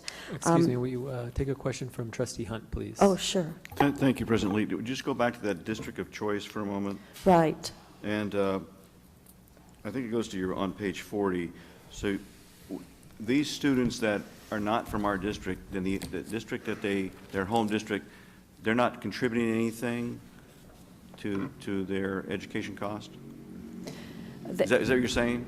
They are your students. You are serving those students, and they're district of choice students, so as such, they become your district of residence students. And what I am saying is you are not reporting them as district of residence, but as district of service. And we are going to make a recommendation that you report them as district of residence. And that would allow them? That would allow you to generate a little bit of more money. We look to see, for example, if they're low incidence, if they have disabilities in deaf, hard of hearing, visually impaired, you may generate some more money. And then also your pupil count when we look at other areas. It's important to have those students as your students because you're responsible for them. Very good. That's what, and that would also, would that require those other districts to send their staff to the IEP meetings or not? They become your students. Oh, okay. So, no. All right, very good. I like your recommendation. Thank you. Okay. Thank you. I'm glad I brought the full report. Okay, back to the comparative analysis on phase 2. The state is the average statewide for the number of students that are served in special education as compared to general education is almost 12% for the state, and the district is at 11.5%, about 11%. So that means that the district is not over-identifying special education students, which is a good thing. But on the other hand, 11% is a good figure to have for the number of students that are special ed as compared to your total population. We looked to see what growth areas you were in which disability categories, and like the state, autism was the highest growth, almost 238% within the last few years, but that is comparative to statewide areas. One area that you decreased in were students for emotional disturbances, and you have taken back many of your students into your programs, and group homes had moved out of the area within the last few years, so that's one of the reasons. Your psychological department is working very closely in developing capacity to provide mental health services for these students. We also looked at the area of least restrictive environment, and the state has performance indicators, 21 performance indicators now. And 2 of the state performance indicators have to do with least restrictive environments. And your district did not meet the statewide targets when it comes to least restrictive environment, the percentage of students that are special ed students that are served in general education classes, and the percentage of students that are served in separate schools, for example, non-public schools, home hospitals. And that was true for both K through 12 and preschool populations. Okay. Phase 3 had to do with special education delivery systems. We looked at your staffing, your caseloads for the special education teachers, as well as support staff, for example, speech and language, occupational therapists, psychologists, etc., and administrative support. We had several findings, and we also talked with many of the teachers. Actually, we interviewed 60 staff members across the district, and we used their recommendations and suggestions when looking at the patterns. We also spoke with a number of principals and looked at the organizational structure when instructional aides are assigned, and we also looked at your administrative support. We ended up doing an additional comparative study. Statewide, we chose 10 districts that are comparable of K through 12 ADA and sent a survey to them, and 9 responded, 9 other districts. And we found that your administrative structure is lower than all of those districts, and we are recommending considering hiring or adding 2 additional program specialists. But one recommendation would be that the program specialist would spend time in the classrooms with the teachers, providing support staff and curriculum development in that area.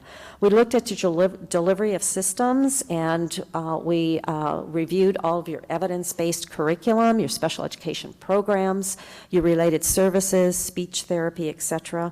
And we found that there is a continuum of services that's very appropriate across the district, and that the multiple tiered support of systems has enveloped special education, and they're involved in the planning and some of the model programs across the school sites. On a very critical part of the special education program delivery systems was our stakeholder meeting and our parent input meeting and a follow-up of the parent survey. We had 2 consultants meet 3 days in September, and we interviewed 60 people, including staff members, administrators, teachers, service providers, board members. And then I made numerous follow-up phone calls after the meetings in September and November, and talked with individual parents as well as some support staff. Our parent forum was held one evening of one of those 3 days. We had a small group, but they were very, very informative, and we wrote copious notes. And there were questions regarding expenditures of certain items. There was a need that was voiced to help parents navigate the system and ensure their children are afforded appropriate services and assist them in difficult situations, and to have a process for parents to be heard and actively involved in the IEP process. So what we decided to do, and wonderful cooperation from the school district, we sent out parent surveys, and they were mailed to the home of families of special education students, to every family. And the survey basically was 15 questions and had areas in communication process when the parents were involved in the IEP. So the first one was communication. What is the communication like with the school district as well as the school site? What is the process when the parents are involved in the IEP? What is the participation of the parents and their contribution to the IEP process? And give us what you feel about your programs and services and your child's progress. Of the surveys, we received less than about 330 surveys, and I did some research, and this is comparable statewide when written surveys are sent out. How many surveys were sent out? There were about 4,000 surveys, and we received 330 surveys. But in looking at this, it appeared that this seems to be less than about 8 to 10% is the response rate for this first written surveys that are sent out. And there were about 30 or 40 surveys that were returned, and we checked those addresses and things like that. Of the surveys, the responses were very high. We had a 4-rate scale of strongly agree, and strongly or disagree and strongly disagree. 84 to 97% were in the category of strongly agree and agree, and 30 of the surveys had personal comments, and I reviewed those comments, and most of them were very positive. For example, amazing, A+, I know my child's in good hands, but several of those did have comments regarding some dissatisfaction, difficult to receive services, a lack of willingness to work or listen to parents. Based on that information, we have a series of recommendations. In fact, the report is broken down according to recommendations in the 3 areas regarding the fiscal, the pupil count and comparative analysis, as well as service delivery and stakeholders' input. And the recommendations for the parents involve activities regarding professional development.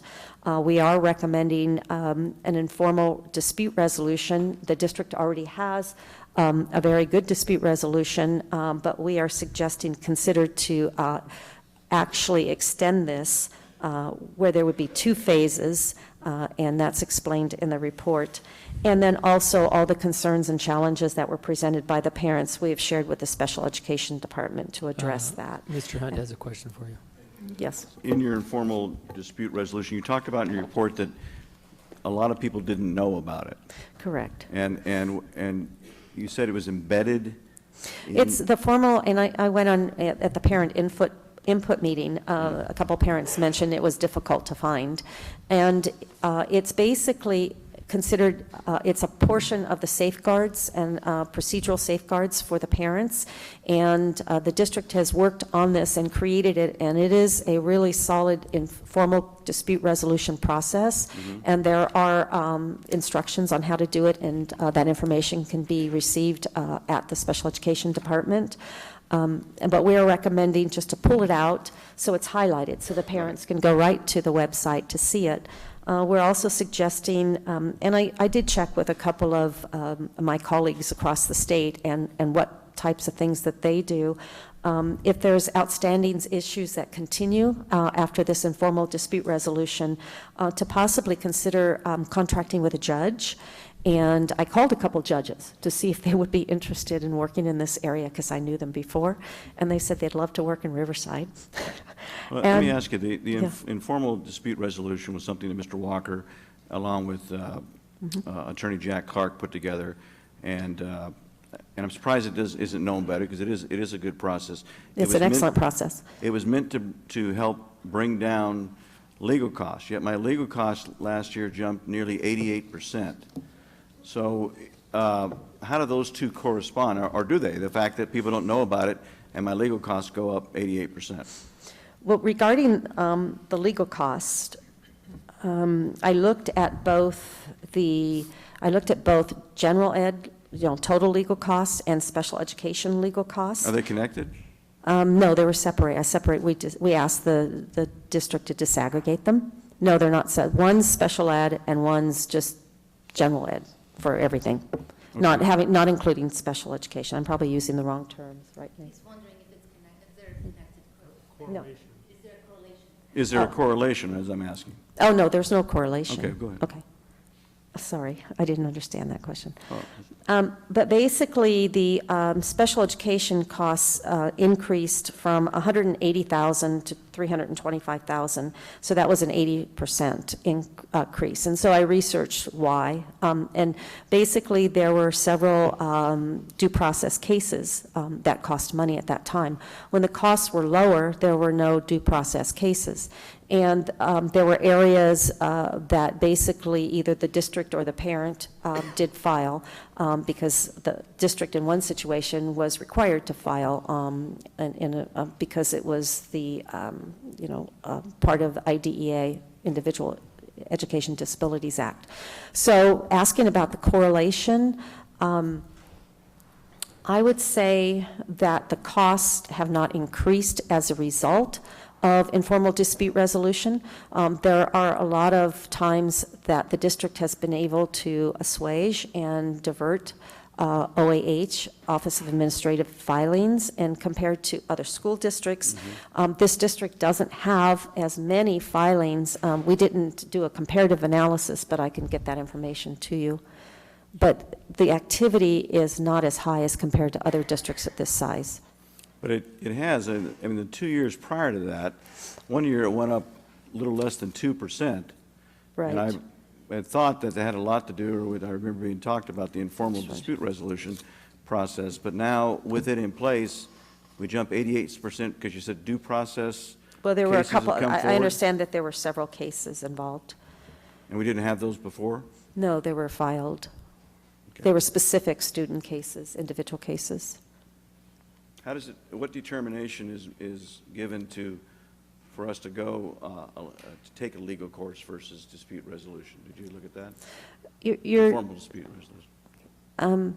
Could you repeat that question? Well, we have an informal dispute resolution Correct. process that you can follow, or we follow a legal course. Obviously, we were following a legal course last year. We go up by 88%. So did you look at that fork in the road and what makes it, why we take that legal course instead of informal dispute? I can just answer in general that question. I'm not sure why this district specifically did that. The district exhausts every avenue prior to filing or a parent decides to file. And so the alternative dispute resolution looks at mediation. It basically meets with the parents and makes offers of FAPE, free appropriate public education, and those offers can be accepted or denied.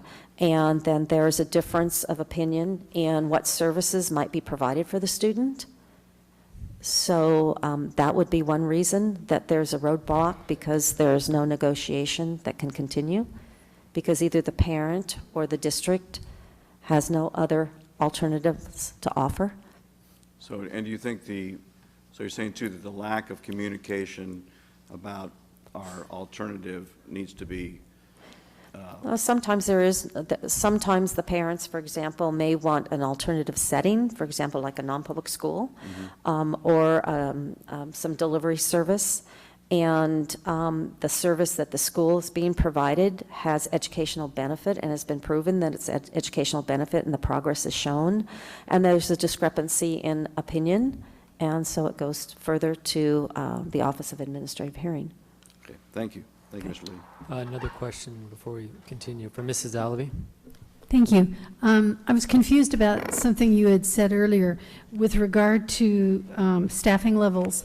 You had said that you recommended the staffing level changes, the additional instructional assistants, I assume the occupational therapist and so forth, based on comparisons with other districts? Oh, I'm sorry. Let me clarify that. Okay. Yeah. Regarding the staffing comparisons, we looked at caseloads, and all of the caseloads for example, resource specialists are state mandated at 28.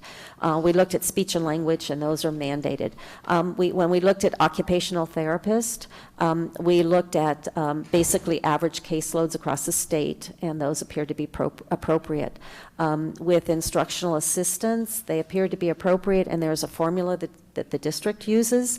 We are recommending, though, to look at having someone have oversight and monitor the instructional assistants, so the district will know when they can add or delete, for example, if existing staff are at one school site and could provide services at another site if there's individual situations. So when do you redeploy or employ additional instructional assistants? So those are the recommendations. With program specialists, we did find that there, in the stakeholder meeting, there were a lot of questions and comments about not enough program specialist assistance at the school level. So we did another survey and looked at 9 different districts and found that the district was much lower in ratios for administrative staff, and so we recommended 2 program specialists. But it was based upon our needs as a district, and you just backed it up with more research. Right. Okay. It appeared that the majority of the staff that we interviewed, the first thing they said was, please, we need help with more program specialists and program development within the schools. Okay. And that seemed to be a priority with the majority of the staff that we talked to. Thank you. Okay. Please continue. Okay. Let's see, where was I? Other components. We looked at personnel development, and you've got probably one of the best professional development, and that should say professional development, not personnel development, but you've got probably one of the best professional development programs in the state of California. Parents indicated that they would like professional development in some of the areas that would assist in basically providing sensitivity training and collaborative IEP strategies, and the district is already working very closely with IEP strategies. And then a special education handbook. It was recommended possibly to have a formal procedural handbook. You have a lot on haiku, but it was suggested. And then the district is in the process of doing an organizational chart, and I think it might be completed at this point. I just wanted to end by saying we have one more phase, and that is the strategic action plan for special education, and all of the recommendations and the findings from the study. We will be developing and working with the district in developing an action plan, and basically it will serve as a roadmap and be specific as to measurable outcomes and objectives to accomplish those outcomes, staff responsibilities, timelines, data services, methods for evaluating progress. And in conclusion, I just wanted to say from all of the input and the materials that we received from the staff and from Riverside Unified School District, it's a very well-organized program. You have some very dedicated teachers and talented staff. Teachers are committed to working with students in special education, and they are excited to be in the general education program and are hungry for more information on how to make that more effective. And there are some areas that were identified, and we've provided recommendations for that, and we will be coming back to assist you in doing the implementation and the development of the plan. And that concludes my presentation. Thank you. Trustee Hunt has another question. Okay. Thank you, Mr. Lee. Thank you. On page 95, 96, you talk about improvement, and some very good ideas. You also said that the overall feeling is that the department is well-run and that the administrators are accessible. But then you go on to say that as numerous educators wear different hats, some do not have the larger picture of the system and how it works. Tonight's theme has been a lot about communications, and you go on to talk about that they believe the communication with parents is good, but what was your ideas on how we can improve some of that? And also you talk about that the wish list of teachers, if they had one thing, more work needs to be done between general and special education teachers to enhance communication and collaborative practices. And then interesting, I'd like you to comment on too, sensitivity training is a must. So just, I mean, it is a sensitive area. It is an area we want people to know we have these services, we have this good department, we obviously are funding it well. So how can we improve communication? And you also talk about that from site to site, there seems to be a lack of knowledge at some areas about our special education services. Thank you. Okay. Regarding the first comment, as numerous educators wear different hats, some do not have the larger picture of the system and how it works. That was a concern regarding special education has so many components to it, so many legal ramifications, and sometimes one person who might be in a school site might have a different answer than another person. So the question is, how can we make those consistent and have that come from the district office to make sure that the policies and procedures are in place? And that's why we moved further into looking at how do we basically work closely with the program specialists. There are some program specialists that are specialized in the area of autism, another in speech and language, and other program specialists wish that they had some of the knowledge that their colleagues had. So the special education department conducts weekly and monthly meetings, so they exchange all the information. So they bring back questions and they receive answers, and they're provided the information, and they're always checking back and forth with their colleagues. I think that's how that stemmed. The other is sensitivity training is a must.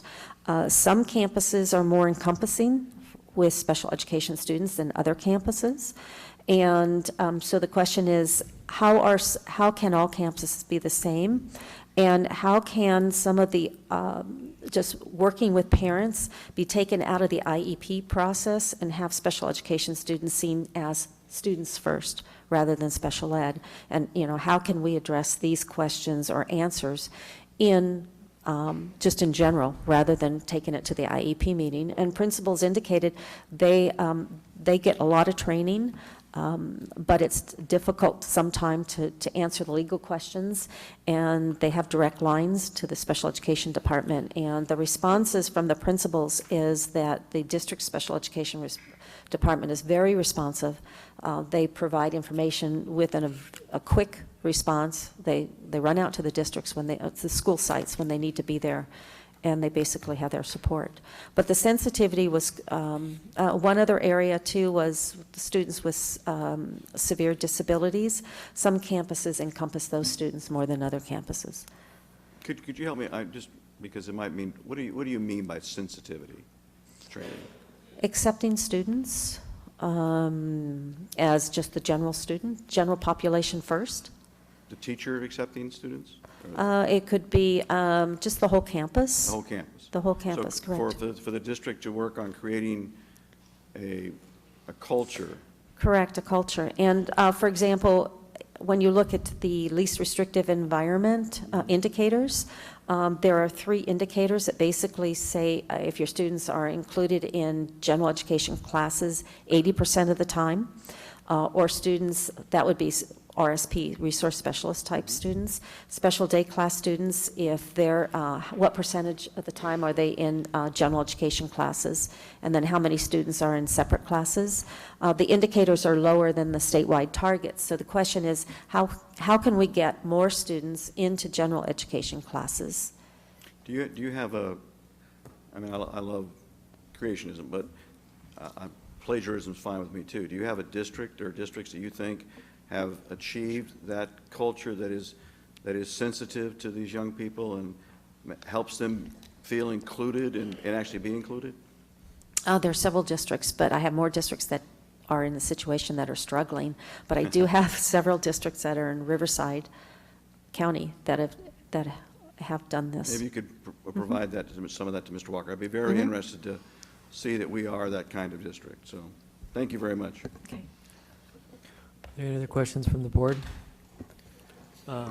During that presentation, I did receive 2 cards from the public, and typically we would hear these items prior to the discussion from the board, but I'm inclined to let them speak as long as we don't comment after they speak. Wait, is that okay? This is agenda. The rule states we have to discuss it prior to the discussion of the board, and this is the discussion of the board. I have comments, so. Oh, you have comments? Okay. Before we get to you two, Dr. Farouk. Okay. Thank you, President Lee. So I have a few questions. Okay. For starters, I know we just basically had this weekend to review this. I'm assuming the general public, in terms of their access to this and comment on this report, can you comment on that, please? I'm not aware if the general public has received the full report. They have, as part of the packet, the recommendations and the executive summary are included in the full report. That's something that will be provided, though, to them, right? Absolutely. They can, Okay. they can access that. Typically, what happens is they can get a copy from the special education department or access it. They'll be communicating with special education, but it's available. I think it behooves us to be proactive in sharing that with some of the families and parents that have been, very engaged on this topic. And I would like, and I think our board would welcome the feedback from those parents as well on this report. So I have a few questions. One is on the legal fees that you mentioned. I want to try to understand that the process that the district goes through to determine what type of legal approach, whether to take a legal approach or a parent does, is our process consistent with other districts that are performing well in this space of special education, or are there discrepancies, and how No, can you? I would say Riverside Unified is very consistent with districts across the state. And it just depends. In some situation, the school district has an obligation to file for due process in order to ensure that the educational rights of a child is met.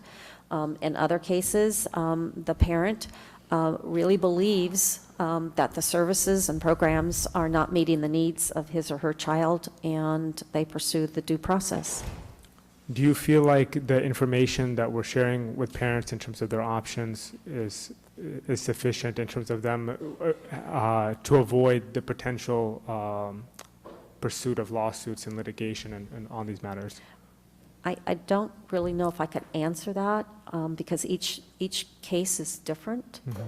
So I can't take the fifth, but I Sure. I'm So sorry. regarding the parent survey that you did. Right. So I understand that it was like 3,000 parents that I think that you said you mailed it out to.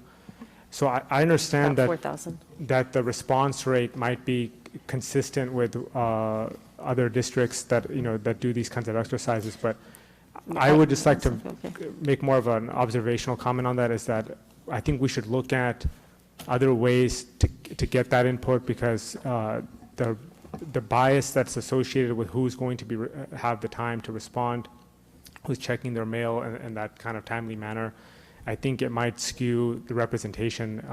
Aside from the questions that were asked pertinent to the special education policies, do we have a sense of the profile of the responses from those parents in terms of their socioeconomic or other demographic characteristics?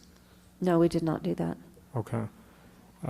And were they provided in Spanish and English? Yes, they were. Okay, I'd like to turn to page 98.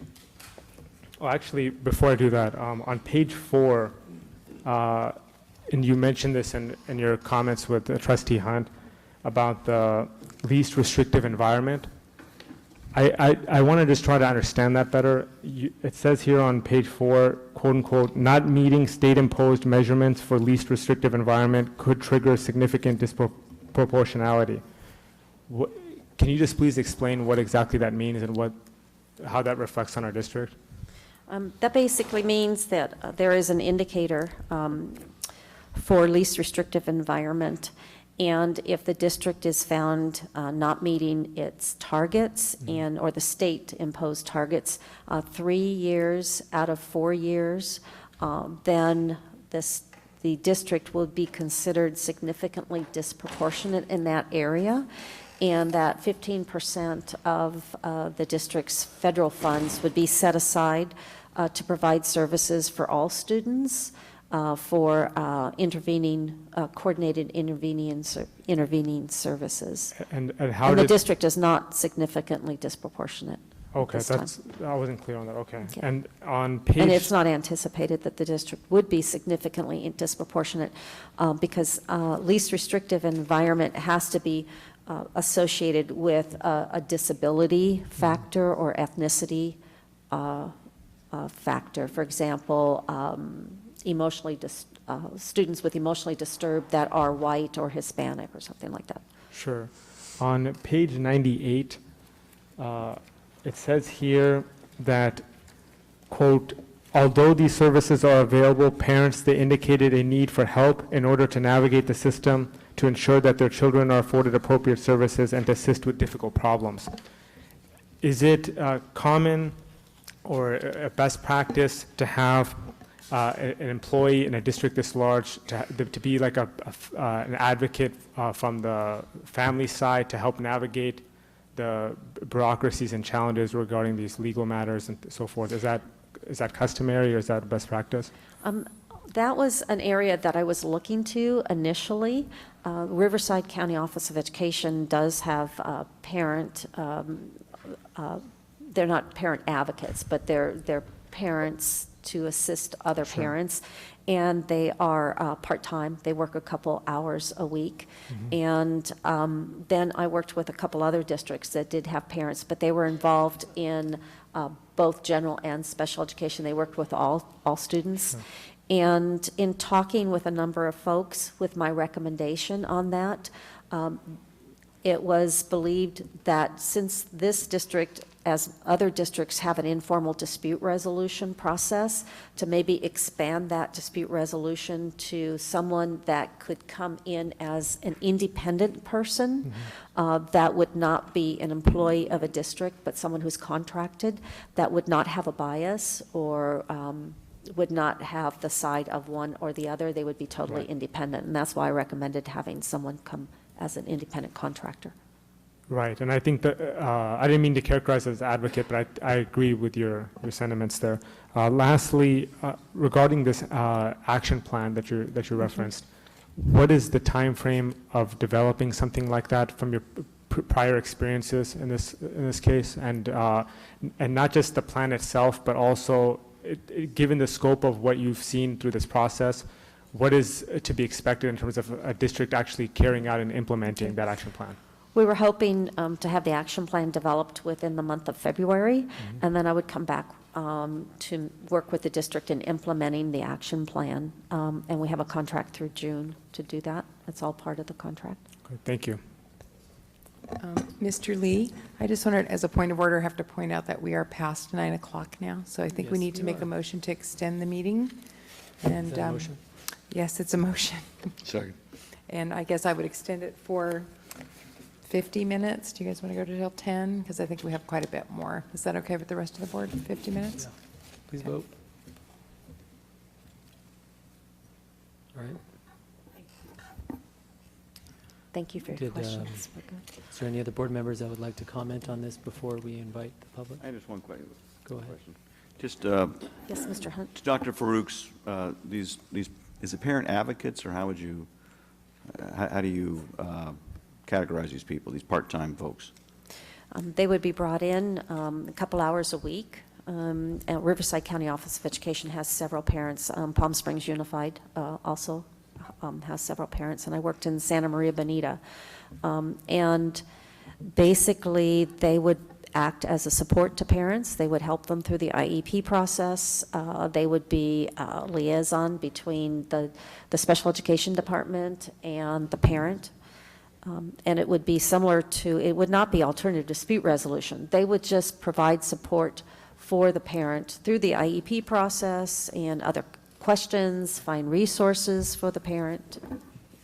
I like that, but I'm just wondering, I mean, and I also can see some ways to get your ankle turned on it too, because if they made statements or if they made obligations that Mr. Walker's team couldn't back, then that gets to be a problem. Where do they get their training from? You said the Department of the County? Now, typically what happens is the district would provide the training for them. All right. So what is And they would be lacking today, though? What is lacking in the system we have that we would need, and please understand my question, I'm not advocating against, I'm just saying that we would need these guides to help the parents. What is lacking? Is it too many hats? Is it, what is it that's lacking with the staff we have that is trained, highly trained in all this, that parents, you feel that parents aren't being connected? I don't know if there's, I don't know if it's what's lacking. the majority of the parents that responded to the survey were extremely positive, but there are some parents that have a concern there's a disconnect. And even if there's one concern, I think we need to address that and to provide a forum for the parents to be able to get assistance and really understand the process and work closely with the district in that process. And you have found that, you have found that other parents are the best the best fulfill these jobs? For parent support Yeah. staff, it would be parents, right? Spanish-speaking parents would be important as well. I would like to hear later, it's fine, but I'd like to hear what our staff thinks of that. I just see, I understand that, and they have the empathy for it. I'm just concerned that that parent who had experience is going to, that experience may be very different what this parent's looking for. I'm just concerned Right. because this is a process they have to go through. And I want to have empathy for them. I want to help them through the process. I want to express to Dr. Hansen, I'm just concerned. I like the idea of guides. I don't know if this is a better idea or not, but perhaps young people that are getting their student teaching credentials and are trained already in the cadence of public education, because I'm concerned about a parent's going to have a different viewpoint what he or she went through than perhaps what is needed today. But that's just my opinion. I think we should give them help and guide, so just want to bring that out. That's good input. Mrs. Lockdawson? Well, I did want to speak to that actually, because the first year I came on the board, I suggested, I don't know if you remember that, but I suggested that we hire some parent advocates who were parents who could speak parents' language and sort of interpret for them. And we ended up hiring an ombudsman who we got rid of. But I still advocate for those positions because, the IRS has a taxpayer advocate who is housed in the IRS, and it's somebody that actually fights for the taxpayer to the IRS, but they're housed within IRS, and IRS pays for them. So there's a model out there, and I think it's a good one. And I do think, because sometimes parents just need another parent who's been through it and who can understand the language a little bit better and speak the language a little bit better. So rather than the bureaucratic ease, I guess. Thank you. I'm done. Thank you. Thank you, Ms. for that input. Lockdawson. Just one quick thing from me. I agree with Dr. Farouk with his comments regarding the parent input. It might be the practice and the standard to get that kind of a low turnout, but I can imagine why when we're using more antiquated methods to gain communication information. So I think we can't do anything about it at this point with this report already in phase 4, but I'd also think that it'd be good. I went to my first special education parent meeting just last week, and it was a small group, but the weather wasn't fantastic. I understand they get a lot better turnout at previous meetings, but if that parent group would think it would be beneficial to review this report with them at one of their meetings, if they feel it would be beneficial, so that they can provide some input on the findings that were done, and then maybe we can get a report back on that, just so we can really make sure that the voice of the parents is included in this report, because I think that's really important. That's an excellent recommendation. And with that, I will invite the 2 speakers. Now I get to sit down? Yes, yes. Thank you very much. Thank you. Thank you again. You're welcome. Thank you for your work.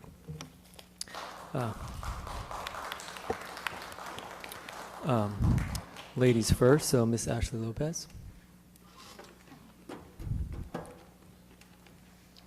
Good evening, board members. I'm Ashley Lopez. I'm the chair of the Community Advisory Committee. In the last couple years, we have had some parent groups coming together. We're close with the Family Resource Center and building our Community Advisory Committee. I would just like to say that there are a lot of questions on the legal fees, and in my own personal experience, I have not seen a way to lower legal fees in our case. My child was granted an independent education eval which the school district was to fund. I then went and said who would be doing my evaluation to the school district. They did not like the person and said they would not fund it. I again asked and again asked and again asked, and then expressed that I would fund it on my own, and I did. And the school never filed on me, and the school never responded, and the school only has two choices: to file and or pay it. And I had to file a compliance complaint, which the district was out of compliance. The district had two choices: to pay for the independent evaluation or to take me to court. The district actually ended up not doing either of those. They took me to court. They spent a lot of money, but then before court started on the day of, they ended up paying. They were supposed to pay in 30 days or take me to court. They chose to pretend to take me to court, make the parents pay a lot of money and the district pay a lot of money, only to hand a check the day of, and then it was to close issue. So in my personal experience, I have not yet seen, I was never hurt. I'm a very active parent. At that time, I did not know about informal dispute resolution.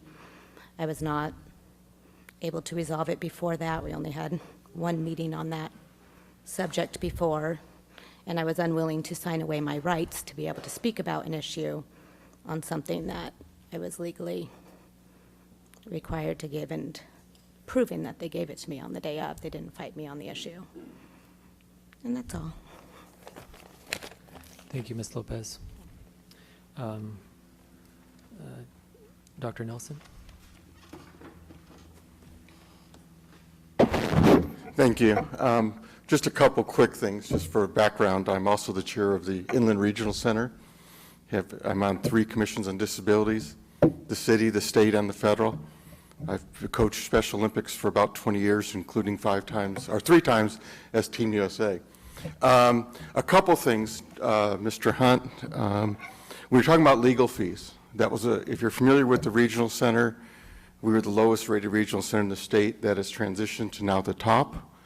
When I studied legal fees, I studied legal fees versus cost of providing our consumers with the programs they needed, and our legal fees have declined dramatically. So that was a study we did there. As far as having parents involved, the CAC has not reviewed this report yet, which I find a little concerning. I think perceptions are equally as important to look at, and I think that gives the perception to the parent community that the district is not concerned with their input. That may or may not be true, but perceptions are always more important than reality. Dr. Farouk, to address your concern on surveys, I share the same thing. When I took over the regional center 2 years ago, and we've had a trying 2 years because of an interruption in between, the first thing I did was directly survey the people with the most negative comments. I made sure direct surveys went to people that were taking us to court or taking us to fair hearing, because those are what I wanted to hear. I wanted to invert the pyramid. And I think that is a perception issue with RUSD. My son's 34 now. He went through special ed through RUSD. And I think that there's still a perception issue. And I think it'd be important for you to address that the parents, and having a parent advocate would help a lot. Mr. Hunt, I do understand some of your concerns, but on the other hand, a lot of people that we have come to the CAC are just afraid because they think it's confrontational. And so in a lot of our, having our people at the regional center address concerns with our, we kind of, not to offend any attorneys in the room, but we kicked all attorneys out. It said, let's resolve this as much as we can without the legal threat. Because if I bring my attorney, you got to bring yours. I mean, it's just the way it goes. Or I feel motivated. You know, if there's attorneys sitting at the table, I go, I better go hire one, and then it becomes confrontational. And I think then we lose focus over the dignity and respect everyone deserves, especially our special ed students. The last thing I'd like to bring up is the regional center has offered to help with some of the transition training. We have to look at some of the things that are coming in as your students get out of school. And inclusion and transition is dramatically changing from the federal level. The workability programs and the sub-minimum wage is not something your students are going to be able to transition to very shortly. So when you talk about sensitivity training, you also should be looking at inclusion very quickly. Thank you. Okay. Thank you, Dr. Nelson. Oh, and the last thing, on having parents involved, that's how you got the iPad program at Poly. So having parents more involved was how that occurred, and I think that's a very successful program. Thank you for your time. Thank you. One more card here. Miss Monica Salinas. Get a translator, please. Good night. Okay. No, yo quiero ir, ¿no? No tiene que ser así. Okay. Bueno, yo soy una madre con un niño que tiene déficit de atención. I am a mother with a student who has ADD. Mi hijo no califica para un IEP My son does not qualify for an IEP porque él tiene ese problema, pero su nivel de educación, sus calificaciones están bien. He has that problem, but his grades are fine. En la escuela, pero en la evaluación que le hacen, él está un poco bajo. Él va en 8º grado y él resulta que está en 5º grado de lectura y otras calificaciones que le hacen. But in his assessment, it shows that he's in 8th grade, but he reads at a 5th grade level, and then there's other academic areas where he is at that level as well. Yo tuve que hacer una evaluación independiente, estoy en el proceso, I'm in the process of doing an evaluation away from the school porque yo quiero que mi hijo tenga una mejor educación. because I want my son to have a better education. Yo sé que él pasa algo en mi hijo I know that something's going on with my son. y aparte, cuando uno está en el proceso de ir al lugar And de aside from educación that, especial, when somebody's in the process of going to the special education department, el trato del personal no es como uno quisiera. the way the personnel treats one isn't what we would expect. Yo no sé dónde está el lugar donde dijo la señora I don't que know where nos the place ayudaban where para they said abogar. where they would help us advocate for our students. Tengo otros compañeros, yo soy un I grupo have de padres other- de aquí del distrito de Rus. I have other companions here who are part of the same organization, Que nos hemos unido porque necesitamos de gran ayuda porque nuestros hijos no están recibiendo la educación que se supone que le deben de dar. we've come together because we feel that our students are not receiving the type of education that they are supposed to be getting. Y ninguno de mis compañeros, así como yo no he escuchado de las encuestas que nos hacen o de que afirmando que estamos recibiendo un buen trato, un buen servicio. None of them, and like my colleagues, we don't know anything about the surveys that have been mentioned about where we can comment about the quality of the services that we've been receiving. Somos unos padres que siempre nos acompañamos a los IP We are a group of parents that we always accompany each other to the IEPs, y siempre estamos pidiendo que les den herramienta, ayuda a nuestros hijos. and we Y la always ask verdad, for tools for our students, and the truth is, la mayoría de nuestros padres que estamos, the majority of the parents that vemos are que there, nuestros hijos no reciben esa ayuda. we see that our students do not receive that help. That's it. Gracias, Ms. Salinas. Thank you.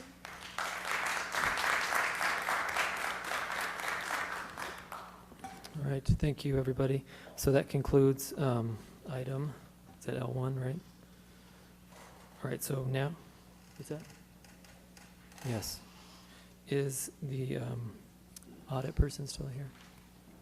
What? Yes, okay. So back to item K1. I believe Ms. Kakish, you're going to introduce our auditor.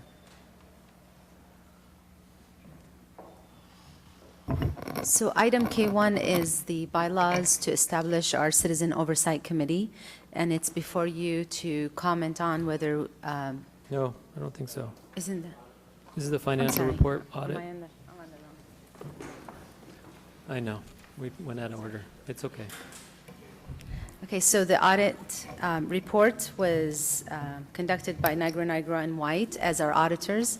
And just as a summary of the audit, no financial findings, no federal findings, and under the state findings, there was one noted where one school accountability report in one category was different than the reports for the facilities, and we've informed the school. It was 1 out of 12 schools that were tested, and we put some process in place to make sure that the SARC report is verified by the employee. I would open it up for any questions. Also in the audience, I think our auditor, There Kevin, is here from Nigra and White in case you have any detailed questions about the audit report. Thank you, Ms. Kakish. We do have a question from Trustee Hunt. Actually, I just was, when you're ready for a motion, I was pleased that the superintendent allowed us to, along with the CBO, to review this, and I find it to be a very good report, and so when you're ready to, I'd like to make a motion to approve. Is there any other board members that would like to comment before we take the motion for Mr. Hunt? All right, I don't have any others. If somebody would like to second. All right, we have a motion and a second. Please vote. All right, that passes. Thank you, Ms. Kakish. And thank you. All right, now we're up to item 2. Mr. Garcia, please. Thank you for being patient. Mr. Brad Scheer will present on this action item regarding the adoption of core knowledge instructional materials, and then Principal Don Smith will report on the expansion of the core knowledge program to Benjamin Franklin Elementary. Good evening, President Lee, Dr. Hansen, members of the board. It's my pleasure to bring before you both a request for action on the adoption of English language arts materials for our primary students at our core knowledge schools, and also a report on the expansion of core knowledge at an additional elementary school site, and that would be Franklin Elementary. So we'll first address the issue of adoption of K-2 materials. You'll recall last year, the board approved the adoption of English language arts curriculum for grades 3 through 6, and while most of our schools adopted McGraw-Hill's Wonders curriculum, the core knowledge schools adopted Amplify's English language arts program that is aligned to the core knowledge sequence of content instruction. The core knowledge schools were very enthusiastic about receiving that curriculum, but then proceeded to ask us if we would consider looking at K-2 materials so that they could have an aligned program at their school site.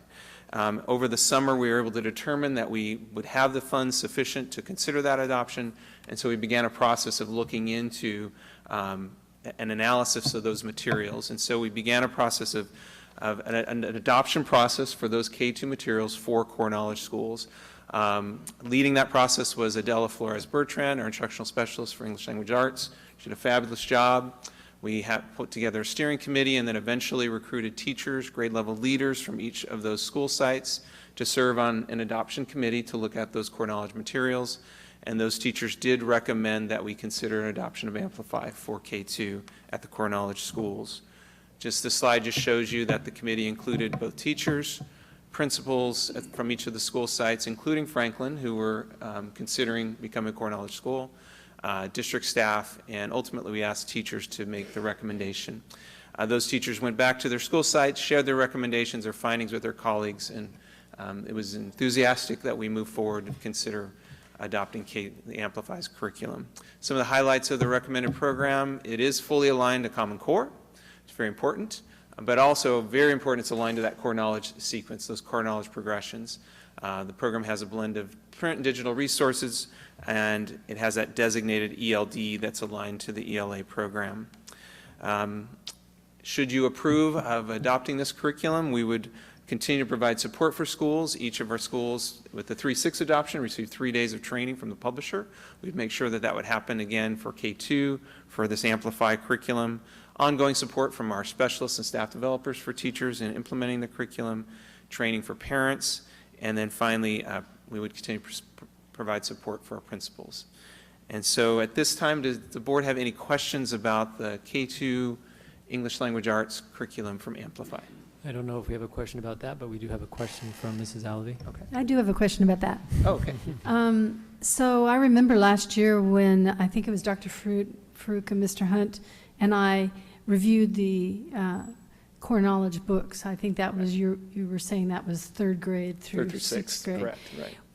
Was there ever an opportunity for us to review the K2? Because I don't remember getting a chance to see it. Well, we ask, and I may have to defer to Dr. Hansen or Mr. Garcia. We did offer an opportunity. I don't know how well that was communicated. I know Mrs. Flores Bertrand was available and was ready to provide that, and I don't know if we didn't communicate that. I'm not sure. Yeah, that probably did not. We did have the materials reviewed for 30 days. We did put it in the board mail aloud a couple of times, but I don't know that we necessarily dedicated time for board members to come together like we did last time. In the future, it would be nice if we had a chance to just look it over. Sure. I assume that because it's amplifying, it's still a part of that same process, that it has the same quality as the other ones that we saw. So it's not such a big deal this time. But in general, it would be nice to have a chance to look it over. Absolutely. Yeah. Thank you. Okay. Please continue. Okay. And just reminding the board that this part of our presentation will require action. So whether you want to take action now or after Franklin's presentation, I think it's presented as one item. We can take it as one after the presentation from Principal Smith. What's that? So go ahead. If I may just clarify that, so there's two parts to this presentation. One of them is an action item, which is the adoption of the materials, which Mr. Scheer has just presented. The second part is a report from Ms. Smith on the expansion of the program to Franklin Elementary. So the action piece is on the materials themselves specifically. I understand, but if we take action to approve the adoption, the fiscal impact including Franklin. So if we don't hear from the report, we don't want to buy books for a school we haven't approved yet. Yeah, sorry to confuse the matter. So yeah, let's take them as we one. can continue. Okay, so additionally, we're very pleased to share with you about the expansion of core knowledge to an additional school site, Franklin Elementary, beginning in the 2017-18 school year. The site has gone through a process of reviewing the core knowledge concepts and materials this year and is eager to move forward. So at this time, I'm going to turn it over to Don Smith, principal at Franklin, who will share with you their journey this year in preparing and anticipating moving forward in 2017. Hold on one second, Mr. Chair. Just want to make sure the two questions. A little follow-up. Sure. Okay. Mrs. Alley. Is there any rush to approve this curriculum, the K2 books tonight? Is there any timeliness to that? Or could we postpone it for one meeting until we had a chance to look at them? Sure. It either is fine, but I just wondered what your time frame was. I know that, so for example, some of our schools are enthusiastic about receiving the materials, and even though it is the middle of the year, we were going to move forward with purchasing those as soon as we got the approval of the board. So we would need to delay that until the next meeting to do that. You don't have a copy of this handy for us to look at within the next couple days? We can secure, we've talked, where's Mrs.? Yes, we can do a presentation for you as soon as possible. We were ready to do that, and we just thought there wasn't an interest in attending that. But So just by approval, you can actually delay the purchase if you can still review it after the approval, and if you have any concerns, then we can delay the purchase and come back with absolutely. Okay. Yeah. I like that. Okay. Thank Is you. that okay? All right. All right, so I'm going to turn it over. now. Oh, is there another question? Nope. Okay. Please. Mrs. Smith, you want to come on up and share Franklin's journey?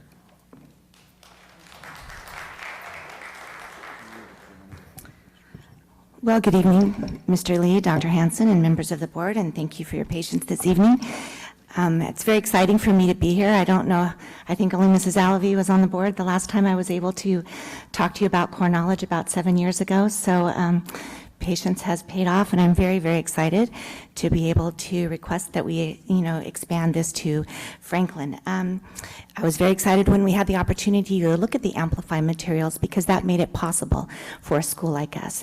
It does take a lot of work on the part of the teachers, but to have an English language arts curriculum that incorporates the majority of the domains within core knowledge definitely makes it a possibility. So we started this journey back in the spring and have continued. We've been looking at the materials. We've also had meetings starting in the spring where we talked to our school site council at that time. We made staff presentations and we talked to our ELAC. This year we don't have a school site council any longer. We're not a Title I school, but we do have a parent advisory committee and we have a PTO as well. So as part of that process, we talked a little bit about the domains, because core knowledge is not just a language arts program, although that is Amplify. Amplify is a subset of the larger program. So we talked about what that would look like to include the art and the music and all of the other components that are incorporated within that. So our parent community was very excited about that. We had 3 community meetings, 2 during the day, 1 in the evening, and you know, the parents were very excited to hear about it.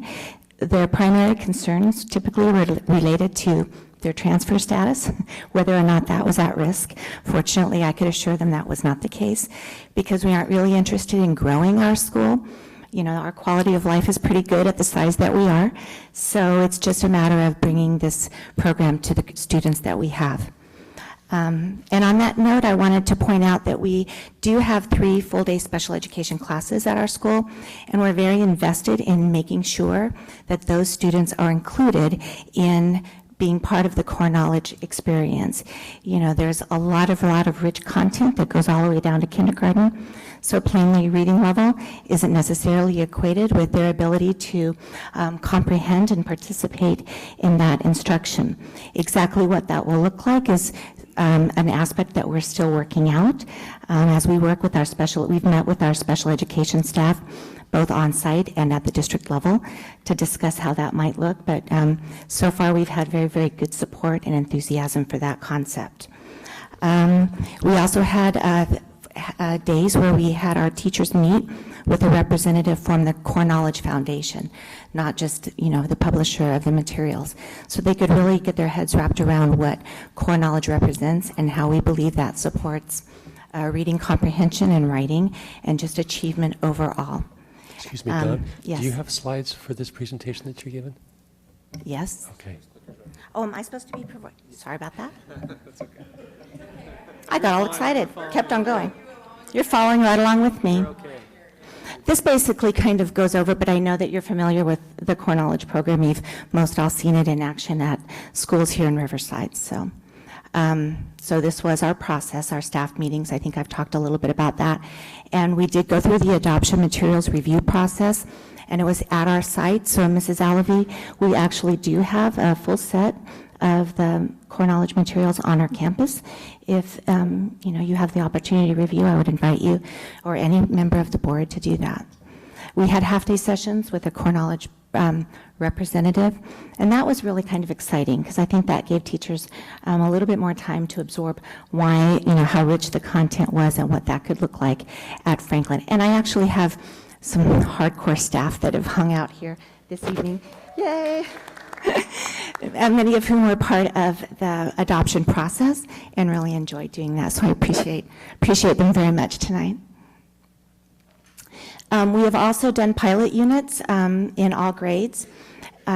We have had, you know, in some of those we've had the print materials available to us, and in some cases they're, you know, utilizing the program online because they really, you know, were paying attention to the standards, but they really wanted to kind of get in there, which is why we're excited to actually get the materials delivered. So, you know, throughout the rest of the spring, they have plenty of time to actually dig in, look at it, see what it's going to look like, and wrap their heads around it, and see how we're going to incorporate the art and the music domains as well. So we have coffee with the principal, and I have what I call a parent advisory committee. Not really so much a committee, it's a lot of our PTO parents, and they've been involved in that as well.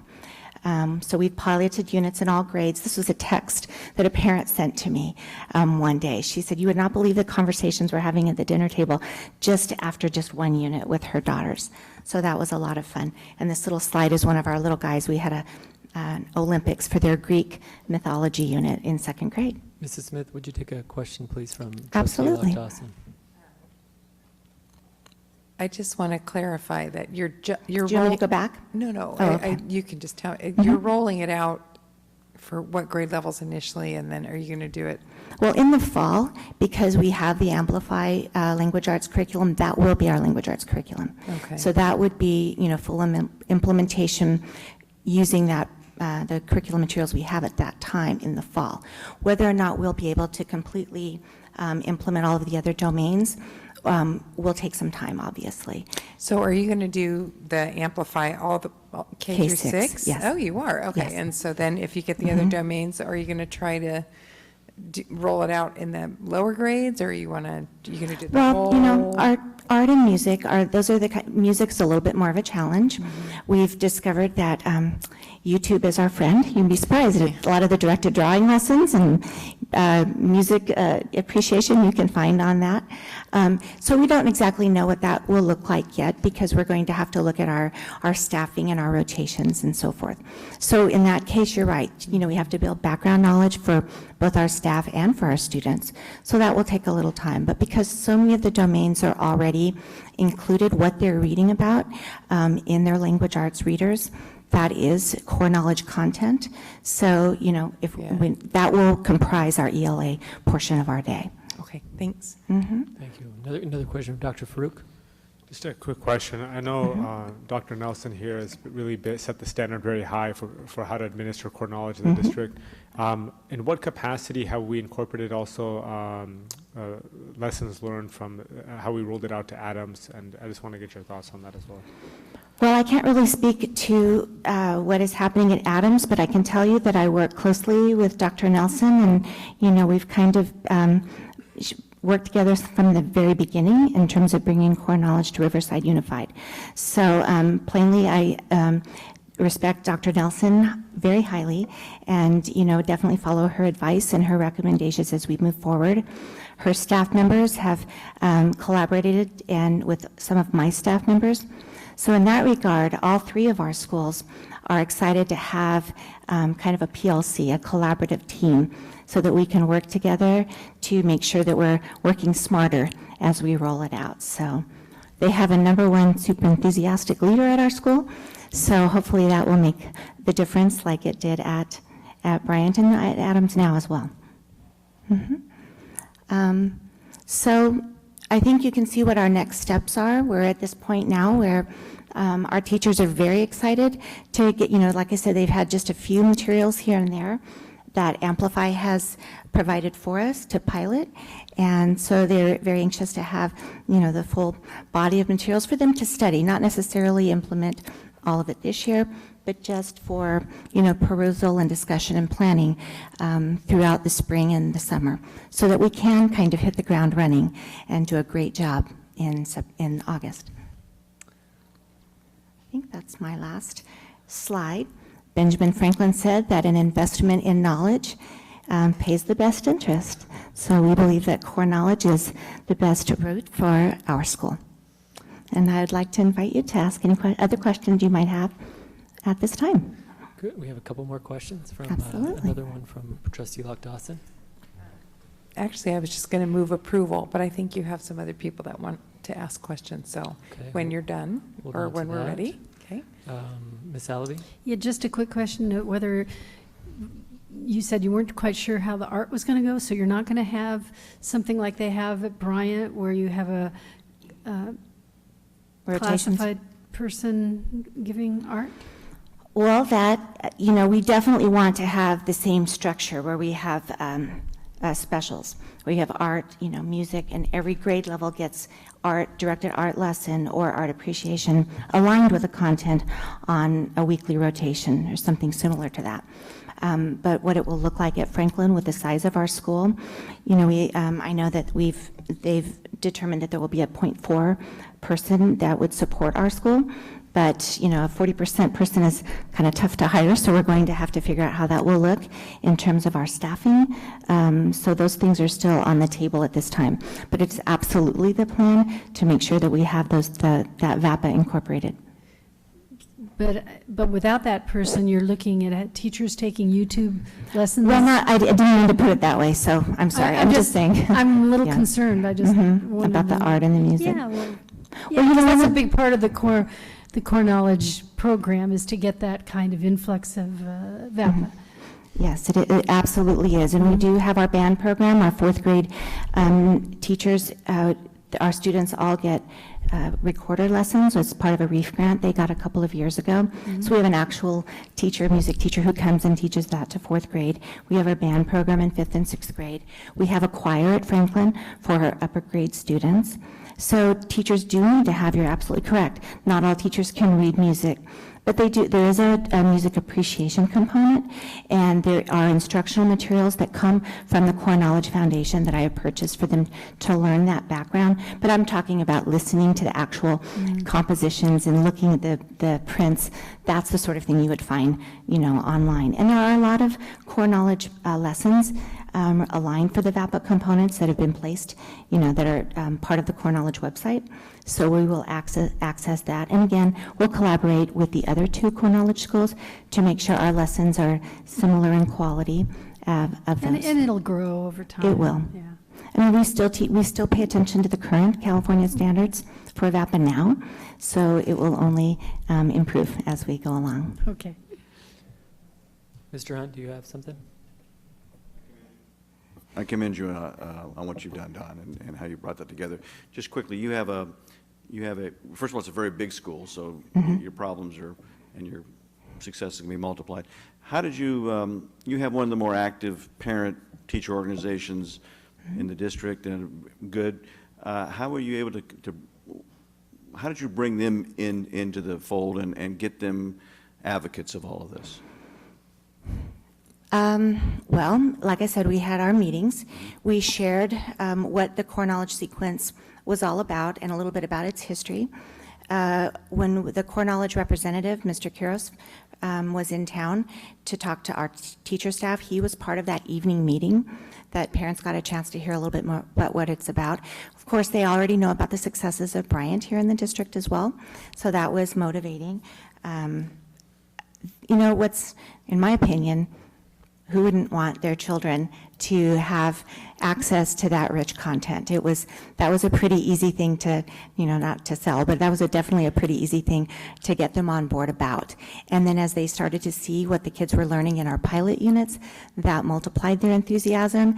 And so I have really not had a single concern expressed to me on behalf of any of the parents in our community. They're just very, very excited about it. And like Mrs. Alavi, they want to know how they can help support the music and the art components as well. So they're willing to pitch in and help and fundraise and do whatever they can to support that component. Excellent. Thank you. Thank you, Mr. Lee. Thank you. I'll just add, I'm excited because you're excited. And if there's 4 people that are willing to bear through the 10 o'clock hour to support you, I think that says a lot. So, I know. And we're an early start school, so it's past their bedtime. Well, with that note, do we want to entertain Ms. Lock-Dawson's motion, and do we have a second? All right, we have a motion and a second. Board, please vote. Point of order. I'm sorry, I don't know what that motion is. So the motion, it is staff Are you recommendation. including materials on that too? To approve, yes. Well, then I would like to. Contingent on approval. Okay. Thank you. You want to amend the motion. So the motion has been amended to approve the curriculum adoption, as well as I don't know if you need to take action on it, but including Franklin Elementary as a core knowledge school next year, pending the review of the materials by any trustee that wants to see them in the next few days. Thank you. Good? Thank you. Okay. Please vote. All right. Thank you, board. Congratulations. Thanks for all your hard work. All right. I have a question of staff. So I know the next item on the agenda has to do with the Oversight Committee, and I think we should hear that tonight. However, are any of the remaining items necessary for us to discuss and or vote on tonight, or can we move them to another meeting? I've already asked Justin if he can postpone his communication presentation for another meeting, and he is willing to take one for the team and pass his presentation on for another meeting. I'd have specific questions regarding some of the tentative agreements that we've done with the association. Mrs. Ibarra, if you'd like to speak with that, I know that's getting down to some L. And then also I'd have questions regarding, I believe the board policies, can they both also be tabled? The board policy? It's up to the board, and Yes, we have 10 minutes till 10 o'clock. HR board so policy can there's be about held. 6 items left. I would ask that if we could just look at the tentative agreement, because it is suspension of an article. It's very quick. Okay, so why don't we have, can we That- get a that's motion? That's a discussion item. Yeah, can we get a motion Not an to action item, bring? discussion item. Actually, I mean, we're good. We can hold it. All right. We can hold it. It's discussion for us to have first read. It just puts us back So- for first read on the next one. One more check. So are there any further items minus the next item on the agenda that we need to hear tonight? All right, because I remember last time I Staff, did this there is the was one chance after to, we this voted. is the chance to speak up. Are there any items that we cannot table until the next meeting? I mean, we have still on the agenda, you still have K3, which is the Measure O, but we're going to do that. Then there's K4, there's K5, K6. Then you get over to L, L2, Excuse me? L3. Yes. Yes.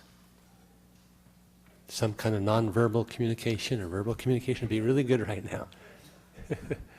All right, we're hearing nothing, so we're going to take action that we're going to, if we can get a board motion to table the remaining items minus 3. I will move to table the remaining items on the agenda minus item K3. We have a motion and a second. If there's no further discussion, board, please vote. Thank you. Thank you, everybody. All right, so next up, K3. And where am I here? I think this is yours, right, Mrs. Kikish? So we had planned on our legal counsel, David Kasnoka, to be available to answer any questions. Unfortunately, the time took longer and his flight was at 9:30, so he had to leave for appointments early tomorrow morning. So what we decided that we could do is we can answer as many questions as we can between me and Mr. Sant Martin. I think we can address a lot of your questions, and if there is something that we don't have the answer to, we can also table this item if you would like to. Dr. Farouk. So the actual application itself, I remember we had made some feedback on that. That's still going to be incorporated. That's separate from. Right, so to confirm the feedback is that you wanted to make sure that the application has the timeline in consideration as far as the duration that they'll be serving on, and that's important for them to know ahead of time. It also will be translated in Spanish, and it will also ask the question of which trustee area do you live in, with given some information about how they can determine if they're in the specific trustee area. So those are the 3 that we confirmed between the cabinet that we've heard. If there's anything in additional, this is an opportunity for us to incorporate. One other thing, on the committee itself, right now, the bylaws, it just states at least 7, so it's still just going to be a discretionary choice once we take in all the applications. That's Correct, when and I we'll make the think judgment. Mr. Sant Martin did some research just to give you an idea of surrounding districts, and if you want to share that, Mr. Sant Martin, about surrounding districts and how many they have. Okay. We looked at Harupa Unified School District that have 8 members. Alvor Unified has 9 members. Moreno Valley Unified School District has 10 members, and Corona Norco has 13 members. Now, our district within the last 15 years with Measure B, we've had 9 to 11, up to 11 members. Now, how we start receiving applications and how the turnout comes, we would recommend that no more than 12 applicants or members are appointed. So that gives you an opportunity to cover all the areas, plus an additional criteria if you wanted to have a member from each trustee area. Mr. Hunt. Thank you for that report. I wanted to be sure we had, I'd like it to 5.1 to say that it says at least 7 and not more than 12. I've had, and all of us have had, and I'm very glad to have it. And I can, I think good job on part of the district and the Measure O team. The word got out. People want to be involved. And we should have at least 1 from every trustee area. That's obvious, but we want to be sure we have that. And not more than 12, and I think it's good, the way it's presented. Would you like us to add no more than 12 as a group? This is action, isn't it? Yes. Yes. Yeah, it's- so I would, when you're ready to make a motion, I'll include that. Okay, there's two more speakers. We'll come back to you, Mr. Hunt. Thank you. Mrs. Alavi? Yeah, I agree with Mr. Hunt, except that I would go with 12 as a number. I don't think 7 works at all, because I was on the Measure B committee, and on any given meeting, we were at least 3 or 4 members down because of attendance. I just don't think it works to have 7 members. I think you would be holding meetings with 3 people. I just don't think it'll work. Also, though I have no problem with having a senior citizens organization there, I see no point in it. I think that particular one is a requirement by the law. Really? Yes, it's a category. I'm wondering who it was in our group that fulfilled that requirement, since I don't remember anybody. Oh, you think Actually, I would qualify now for that, so. Okay, so that's a requirement. Well, if all of these 7 are the requirements, then I definitely think we need to be up to 12. The 2 out of the 7 are at large that you can still put an additional criteria for, but the parent organizations, there's 2, and there's the senior citizen and the tax association. Well, I think it's interesting that you have a parent, and then you have a parent who's in PTA. Right. So you distinguish between that. I don't know why you would. Not every parent is in the PTA. Well, I understand that, Yeah. but how does that make them any less fulfilling the role of parent? That, again, this is taken directly from. Okay. Yeah. You could have 2 PTA parents. Right. And This fulfill is the role directly from the separately. requirements Correct? by Yeah. regulations. Yes, well, I will say that we didn't have a quorum a lot of times on the Measure B committee because of that very reason, and so therefore we couldn't take action. But if you're increasing, I actually agree with you about increasing. Sorry. So I agree with your comment about increasing, using the maximum, but how does that impact quorum requirements? Are there stipulations of? Once we establish the committee, then the quorum requirement gets established. So So- let's say we establish 10, I think 7 is, or 8 is a quorum. So it has to be a majority? For 10, it's 6, for 11 It is is 7, majority? for 12, I think it's still 7. Yeah, so. Mrs. Luchtausen has a Seems question. like you have more of a chance. depends to on get what you people when there's establish. more people. That was actually going to be my question, was how you were going to determine, if you had 12 and there were a tie or something, I think that's why I was going to suggest 13, but I didn't know if that was an issue or not.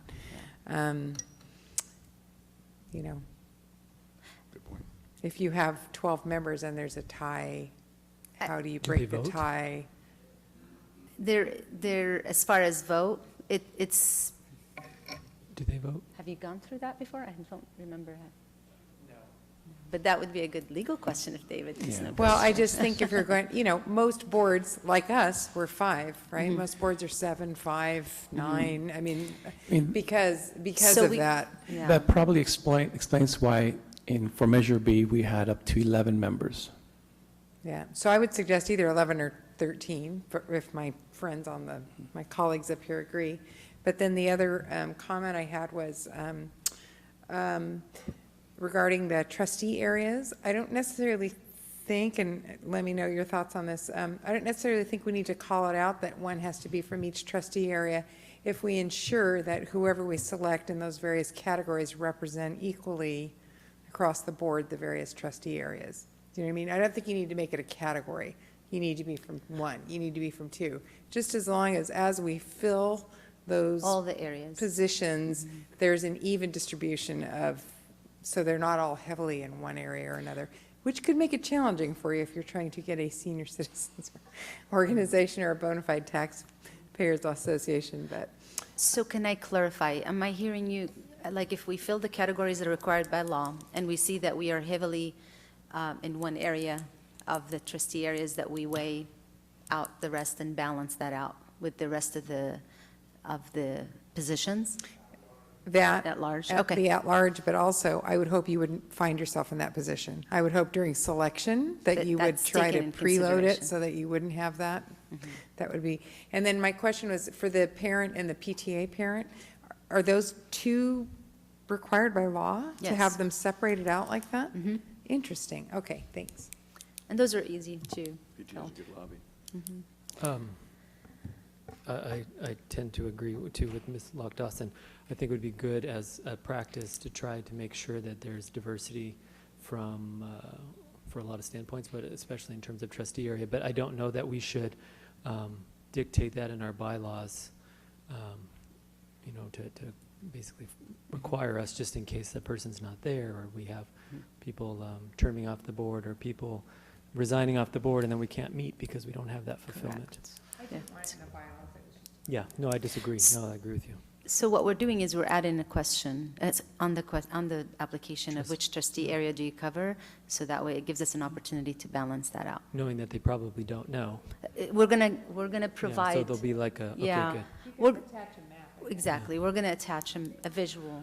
So do I understand it correctly, Board, that we're going to take action on this item, but possibly with the amendment of 7 to 11 or 7 to 13? What was the idea on that? Are we allowed to have 13? Well, whatever Yes. one it is, just if somebody would like to make a motion, and we can I would discuss it, second it, vote on it, whatever. I would move that we approve as presented with the amendment to 5.1, that there be at least 11 and no, well, I don't want 12, right? We don't want an even number. To say that there would be 13. Yeah. No more than 13 and no less than 7, no fewer than 7? No. Well, the problem, I'm trying to stay away from Patricia's concern of an even amount. I see. Because they do have to vote to approve a report. Is that right, Mrs. Alavi? So I don't I see what you're saying. I would hate to have a report come to, well, What are there? There's 7 there, 1, 2, 3, 4, 5, 6, 7, so why don't you just say an additional 6 members? yeah, just say, that's good. At least these 7 and an additional 6. Or 5. Let's see. Change the last one, 2 members of the community at large, change it to 6 members. That'd be right? 6, 7, 8, 9, But 10, let's say you 11. start That'd with, be 11. just, this is getting 8. probably too detailed, but if, let's say you end up with 11, and one person resigns, you're at 10. Yeah, okay. So then you got to backfill it. No right? more than But you can 13 still is my meet. motion. Yeah, so I think it stands with just that one amendment. I think just adding to Yeah. that. No fewer than 7, no greater than 13. 13.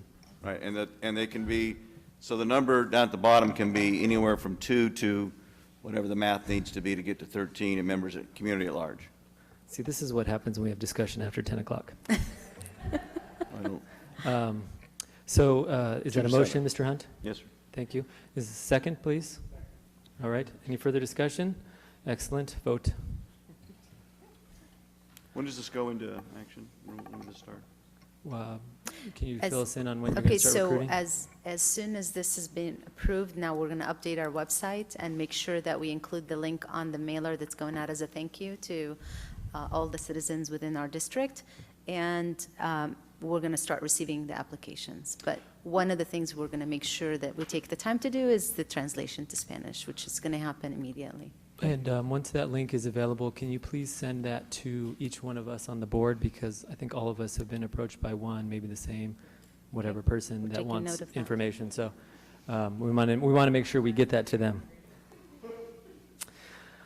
Excellent. Thank you, everybody. It's been a little bit of a long evening, but that's what we're here for.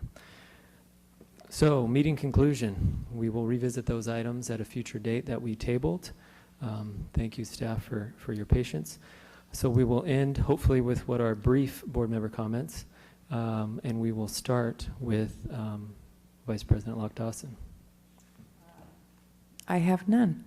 Oh, that's my favorite brief. Mrs. Alavi.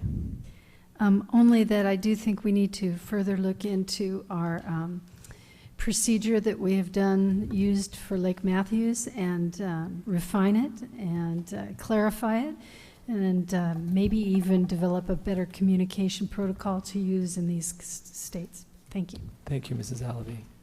Dr. Farouk. Just want to echo Trustee Alavi's comments, and also just say that it was a great turnout for that the family resource information regarding the immigration and all that. I think it was fantastic. Thank you to President Lee for being there also, And I, look forward to continuing that process for that resolution. Thank you. Mr. Hunt. I want to be sure that, I may have missed it, the special education report will be on our website. That I think it's important that our special ed parents in particular know about it and can comment. I wouldn't want us to, one thing, I don't want it to go up on a shelf somewhere, but I would like to have it on the website and with invitation to those involved parties, particularly our special education parents, to give comment and then have that come back in a couple months to us. I'd also like to know more about how we would, I like the idea of this parent advocate. I just want it refined a little bit.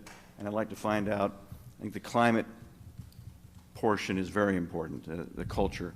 And I'd like to understand and like to hear more about model districts that may have achieved this, that we can not start from scratch, but find out what else we have. And other than that, when it comes to Lake Matthews, when we don't have clear communication, when everyone's not involved, where the superintendent is not informed and finds out late, and then Justin's put in a position of saying that a student will be back on a certain date, when you don't have that, then you have perception. And tonight there was 100 people here and there was 100 different perceptions. And so many of them were wrong about how this board really feels. And we are failing at communications. And we've hired a person for that, and we've given clear direction to our superintendent. And I am just baffled that the principal of that campus would have not contacted our superintendent with something that can be perceived, again, a kill list. And I can only imagine if Whitney or Taylor were sitting there in the 5th grade, I don't think I'd feel any different than those folks did. But to have them come in here without information and for us to not be clear, there's a perception out there now that this district doesn't care, that it's the same thing this gentleman was talking about, my God, the last thing we don't care about is special education. We went through this report, but because we should think about these things, because we didn't put it out to them first, this gentleman, this doctor, Dr. Nelson, obviously a learned man and someone experienced, the perception is we don't care. We have to think more about our actions before we take them, because otherwise it creates a perception. And that's not what we need as a public body. We need clear communication. So I know that that's going to get worked on, and I look forward to seeing that improvement. Thank you. Thank you, Mr. Hunt. Yeah, I'd also like us to review our protocols regarding when these incidents of threats or incidents that happen on campus, so that we have a clear policy and staff's trained appropriately, and that we have the same policy so that if a threat happens at Franklin, a certain protocol is followed, and that same protocol is followed at Bryant and any other campus throughout our community. And I know that we're gonna work on that. Also, in regards to the special ed, would request would reach out to CAC and ask them to if they'd be interested in having that same presentation given at one of their meetings. So that's it from me. We will close this meeting, or adjourn this meeting. Let's see.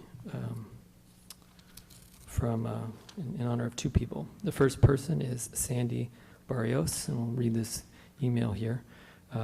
It is with tremendous sadness I share with all of you that Sandy Barrios has passed away. In a previous email I shared with you that Sandy was admitted into a hospital during the Thanksgiving break, and the cause of her illness was being explored. She fell asleep in her room, and when a nurse came to check on her, she was not breathing. She was removed from life support on December 10th. And so please keep this family in your prayers and her loved ones.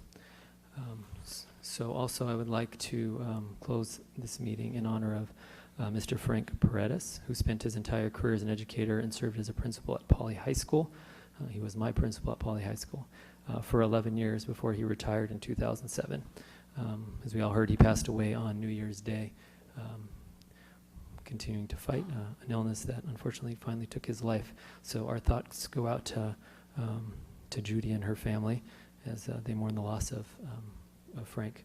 So with that, we will close the meeting in their honor. Thank you.